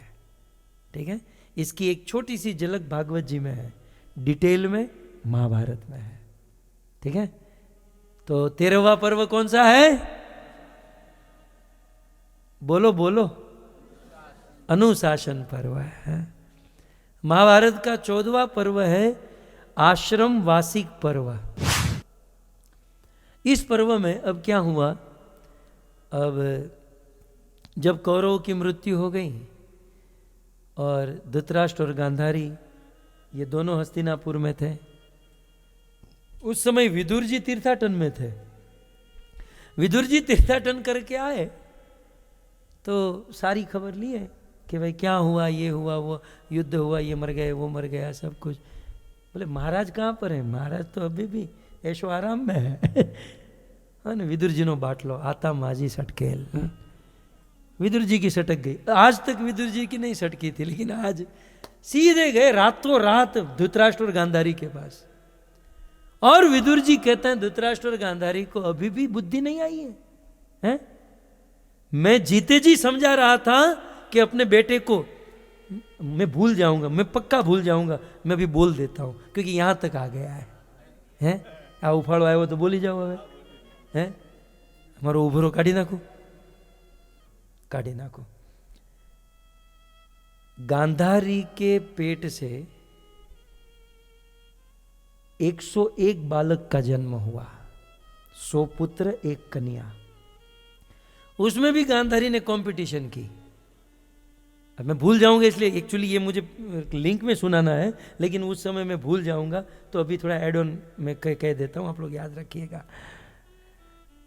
अब गांधारी प्रेग्नेंट थी और दूसरी ओर वहां वो वन में गए थे ना, राजा पांडु, कुंती और माद्री सब वन में गए थे। और वन में जिस समय भीम का जन्म हुआ, युधिष्ठिर का जन्म हो चुका था, मतलब वहां पांडु को 1 पुत्र की प्राप्ति हो चुकी थी। और गांधारी के मन में क्या था, मेरा बेटा ही राजा बनना चाहिए। और धृतराष्ट्र ने तो मतलब लीगली तो राजा नहीं बने थे ना, राइट? तो इसके मन में तो क्या था कि मेरा पति लीगली नहीं है, लेकिन बेटा तो लीगली हो जाए, यदि बड़ा हो जाए तो ये गांधारी क्या ताक में थी, मेरा बेटा बड़ा होना चाहिए। तब तक यहां ओवरटेक हो गया, मतलब युधिष्ठिर का जन्म हो गया और ये प्रेग्नेंट थी, ये चाहती थी कि मेरा बेटा पहले। 2 साल तक वो गर्भ बाहर नहीं आया। तो गांधारी ने जब युधिष्ठिर का जन्म हुआ तो बिल्कुल वो चिंता में पड़ गई और इतना आक्रोश में आ गई, उन्होंने अपने पेट पर मारा और जो गर्भ था उसको निकाल दिया बाहर। तो बिल्कुल कच्चा मांस का लोथड़ा था।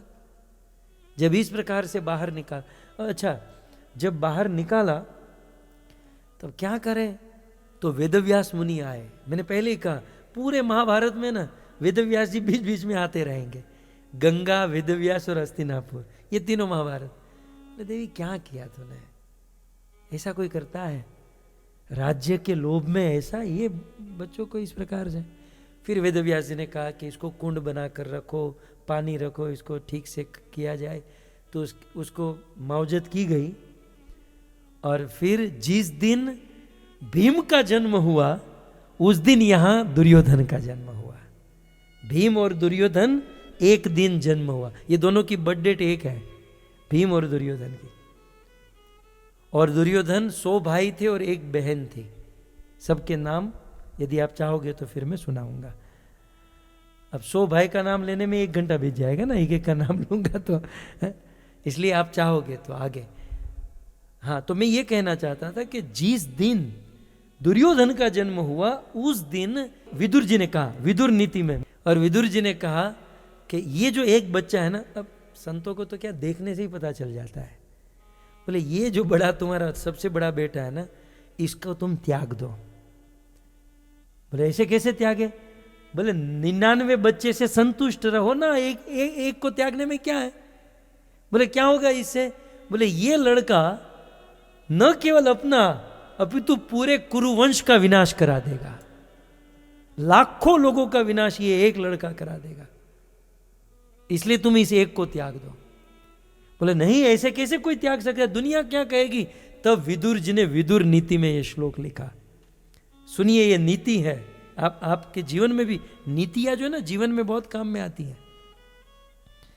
ये नीति जब कोविड हुआ था ना, तो मैंने तो अनाउंसमेंट करके कहा था, आप समझ जाना किस लिए कहा था, आप लोग को कनेक्ट हो जाएगा। विदुर जी ने विदुर नीति में लिखा है कि किसी एक देश को नहीं, पूरी दुनिया को बचाने के लिए एक देश का बलिदान कर देना चाहिए। दुनिया को बचाने के लिए एक देश का बलिदान, एक देश को नष्ट किया जा सकता है। इसमें कोई अधर्म नहीं है, कोई पाप नहीं है। ये नीति है। पूरी दुनिया में कोविड चला गया। पूरी दुनिया को कोविड से बचाने के लिए एक देश का बलिदान किया जा सकता था। वो देश कौन सा? आप लोग આમ તો યા ઓલા ચીન ચામ વાળા આ કંઈ હિન્દી સમજવાના નથી, એટલે આપણને કોઈ ચિંતા નથી હે એટલે આપણને કોઈ चिंता नहीं। लेकिन ये विदुर नीति है कि दुनिया को बचाने के लिए एक देश का बलिदान कर सकते हैं। ये अब आगे बढ़ी है, पूरे एक देश को बचाने के लिए एक स्टेट, एक राज्य का बलिदान कर सकते हैं। और आगे एक राज्य को बचाने के लिए एक समाज का बलिदान किया जा सकता है। और आगे एक समाज को बचाने के लिए एक फैमिली का बलिदान किया जा सकता है। और एक फैमिली को बचाने के लिए किसी एक फैमिली मेंबर का बलिदान किया जा सकता है। और तुम्हारे एक मेंबर का बलिदान फैमिली नहीं, समाज नहीं, पूरे देश की रक्षा होगी। ये विदुर जी कह चुके थे कि भाई तुम इसको त्याग दो, जन्म के समय ही कह चुके थे, महाभारत में ये वर्णन है। लेकिन ये लोग नहीं त्यागे। चलो जब बड़ा हुआ दुर्योधन और हरकत होने लगी, अधर्म अनीति करने लगा, तब तो त्याग सकते थे, लेकिन नहीं, वो इतने आसक्त रहे और फिर दुर्योधन ले डूबा। हाँ? ये सब कुछ हो चुका था और फिर धृतराष्ट्र एक दिन रात को, अब आ जाइए हाँ? फिर से वो कौन से आश्रम वार्षिक पर्व जो 14वां पर्व है उसमें आइए। धृतराष्ट्र विदुर जी आते हैं धृतराष्ट्र के पास, क्या कर रहे हो? बोले खा पी कर मौज है?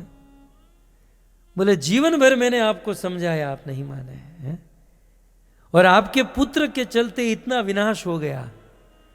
आपने और आपने बेटे ने पांडवों के ऊपर कितना अत्याचार किया, याद आ रहा है? આમ નાક શરમ છે કે નહીં? એવું સંસ્કૃતમાં કીધું, ગુજરાતીમાં આવું જ થાય, ગુજરાતીમાં આવું જ થાય।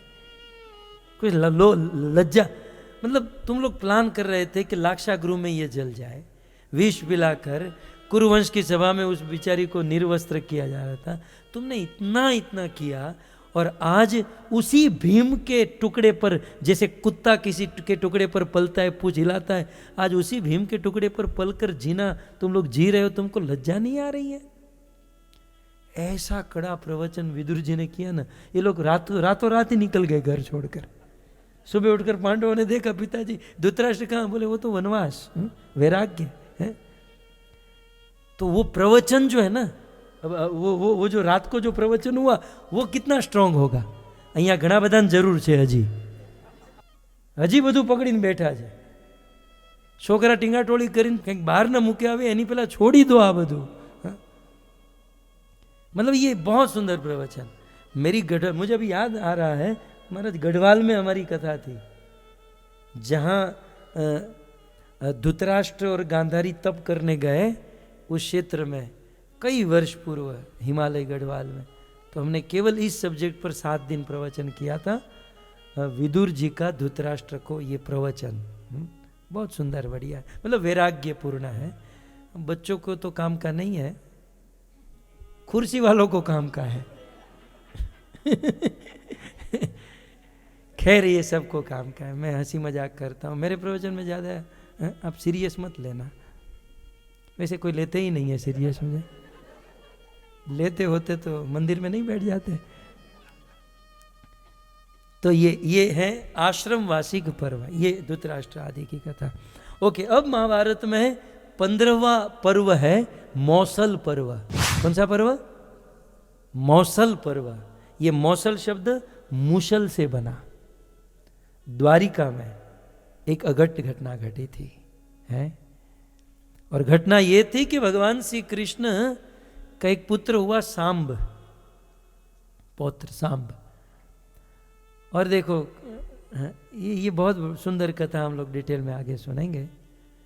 लेकिन भगवान के पुत्र होकर भी हैं, ये लोग इतने शरारती हुए कि पिंडारक क्षेत्र में बड़े बड़े ऋषि मुनि संत महात्मा आए थे, और सांब के पेट पर मुसल बांधा, पेट थोड़ा बढ़ाया और माता जी की मैक्सी पहनाई। मैक्सी रात को जो नाइटी पहनता ना, ऐसा कुछ लूज वस्त्र पहनाया और साधु संतों के पास ले जा कर के ये बच्चों ने मजाक मजाक में कि ये है द्वारिका की प्रेग्नेंट गर्भवती स्त्री है, महाराज जी इसको आशीर्वाद दीजिए और बताइए इसके पेट से किसका जन्म होगा, बेटे का बेटी का।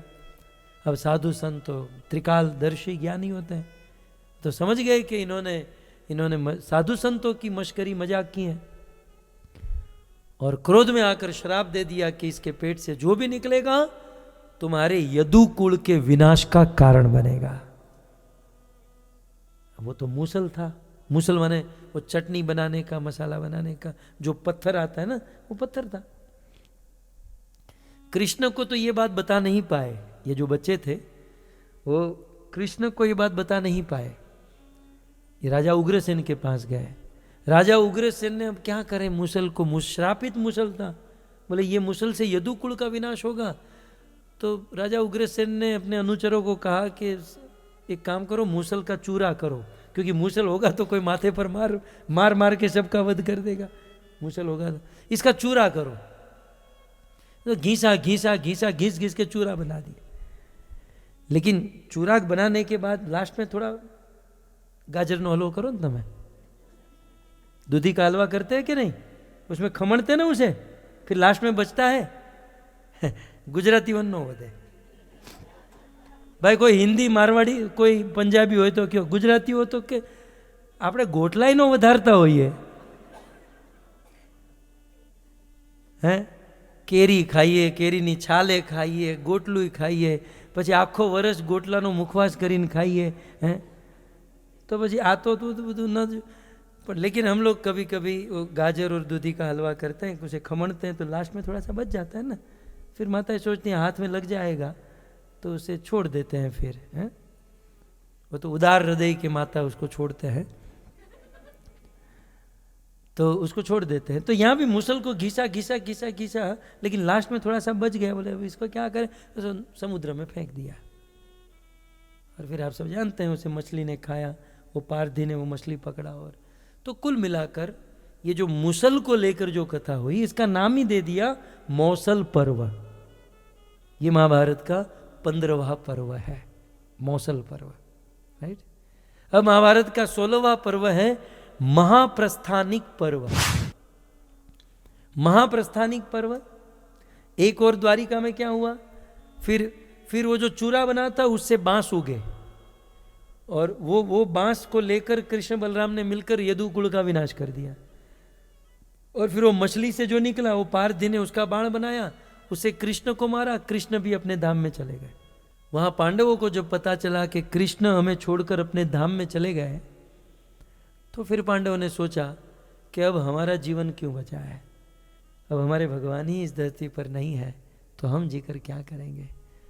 जरु जाउस जीवन जान की नाथ, जिए जग में तुमरो बिनु भय। जो नहीं मेरे राम का वो नहीं कछु काम का। जीवन मिला था कन्हैया की सेवा के लिए, अब कन्हैया ही इस धरती पर नहीं है तो हम जीकर क्या करें। युधिष्ठिर ने कहा देखो भाई मैं तो अब जा रहा हूँ, तो भीम ने कहा मैं भी आपके साथ, तो फिर नकुल सहदेव अर्जुन ने कहा हम भी आपके साथ, द्रौपदी ने कहा हम भी आपके साथ। तुरंत परीक्षित को बुलाया, राज तिलक किया, और पांचों पांडव द्रौपदी सब हस्तिनापुर से हिमालय से हरिद्वार और फिर स्वर्गारोहण करते हुए। तो यह है महाप्रस्थानिक पर्व, इनका प्रस्थान हुआ, इसलिए इसका नाम किया गया महाप्रस्थानिक पर्व। और फिर प्रस्थान करके पांडव स्वर्ग में गए, राइट। तो 17वां पर्व है स्वर्गारोहण पर्व, और फिर लास्ट 18वां पर्व है अश्वमेघिक पर्व, जिसमें अश्वमेघ यज्ञ का वर्णन, अश्वमेध यज्ञ के फल का वर्णन, ये सारा वर्णन वहाँ पर, और फिर महाभारत की पूर्णाहुति होती है।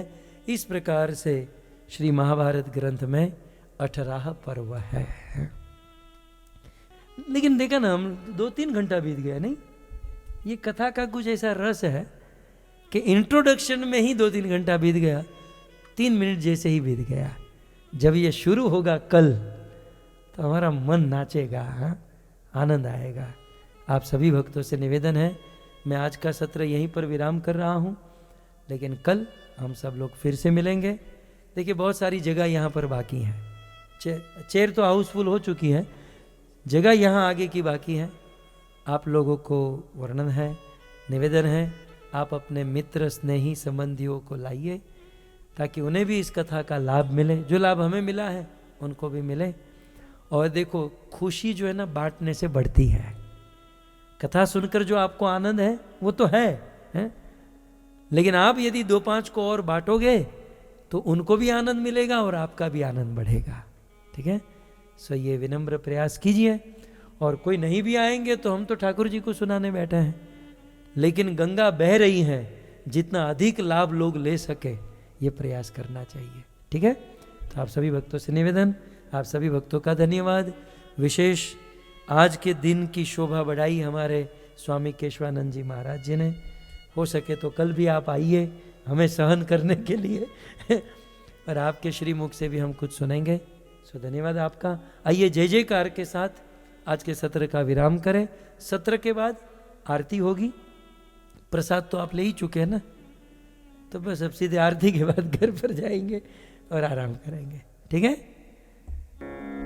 श्री कृष्णचंद्र भगवान की, श्री लक्ष्मी नारायण भगवान की, श्री रामचंद्र भगवान की, निताय गौर प्रेमानंदे।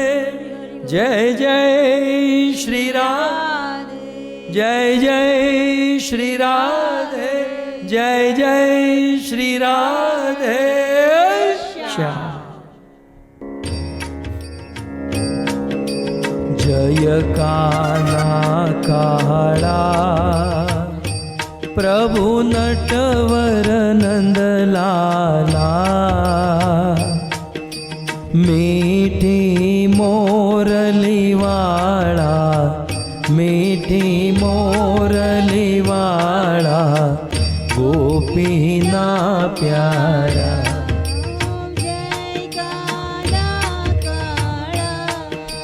जय काना काला प्रभु नटवर नंदलाला, मीठी मोरली वाला, मीठी मोरली वाला, गोपीना प्यारा। प्रभु जय काना काला, कामण गारा कान कामण बौकीदा, कामण बौकीदा, माखण चोरी मोहन, माखण चोरी मोहन, चित चोरी लीधा।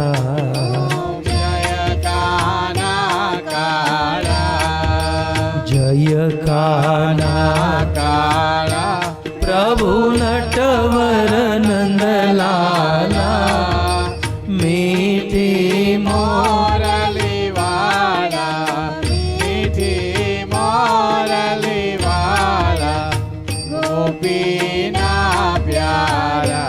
ओम जय काना काला। नंद यशोदा घेर वैकुंठ उतारी, प्रभु वैकुंठ उतारी, कालिय मर्दन की धार, कालिय मर्दन की धार, गायों ने चारी।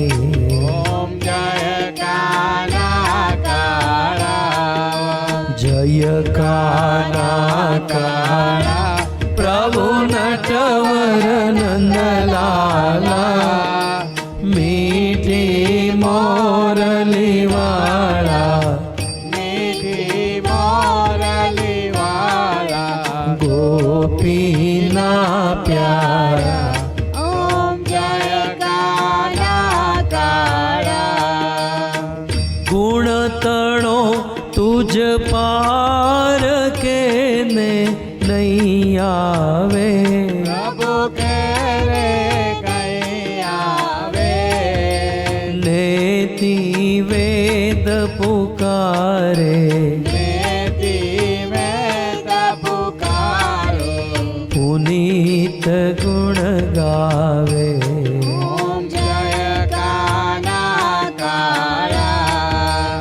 भैया काना काला प्रभु नटवर नंदलाला मीठी मोरली वाला मीठी मोरली वाला गोपीना प्यारा ओम जय काना काला ओम जय काना काला ओम जय काना काला श्री कृष्णचंद्र भगवान की जय जय नमः पार्वती पतये हर हर महादेव।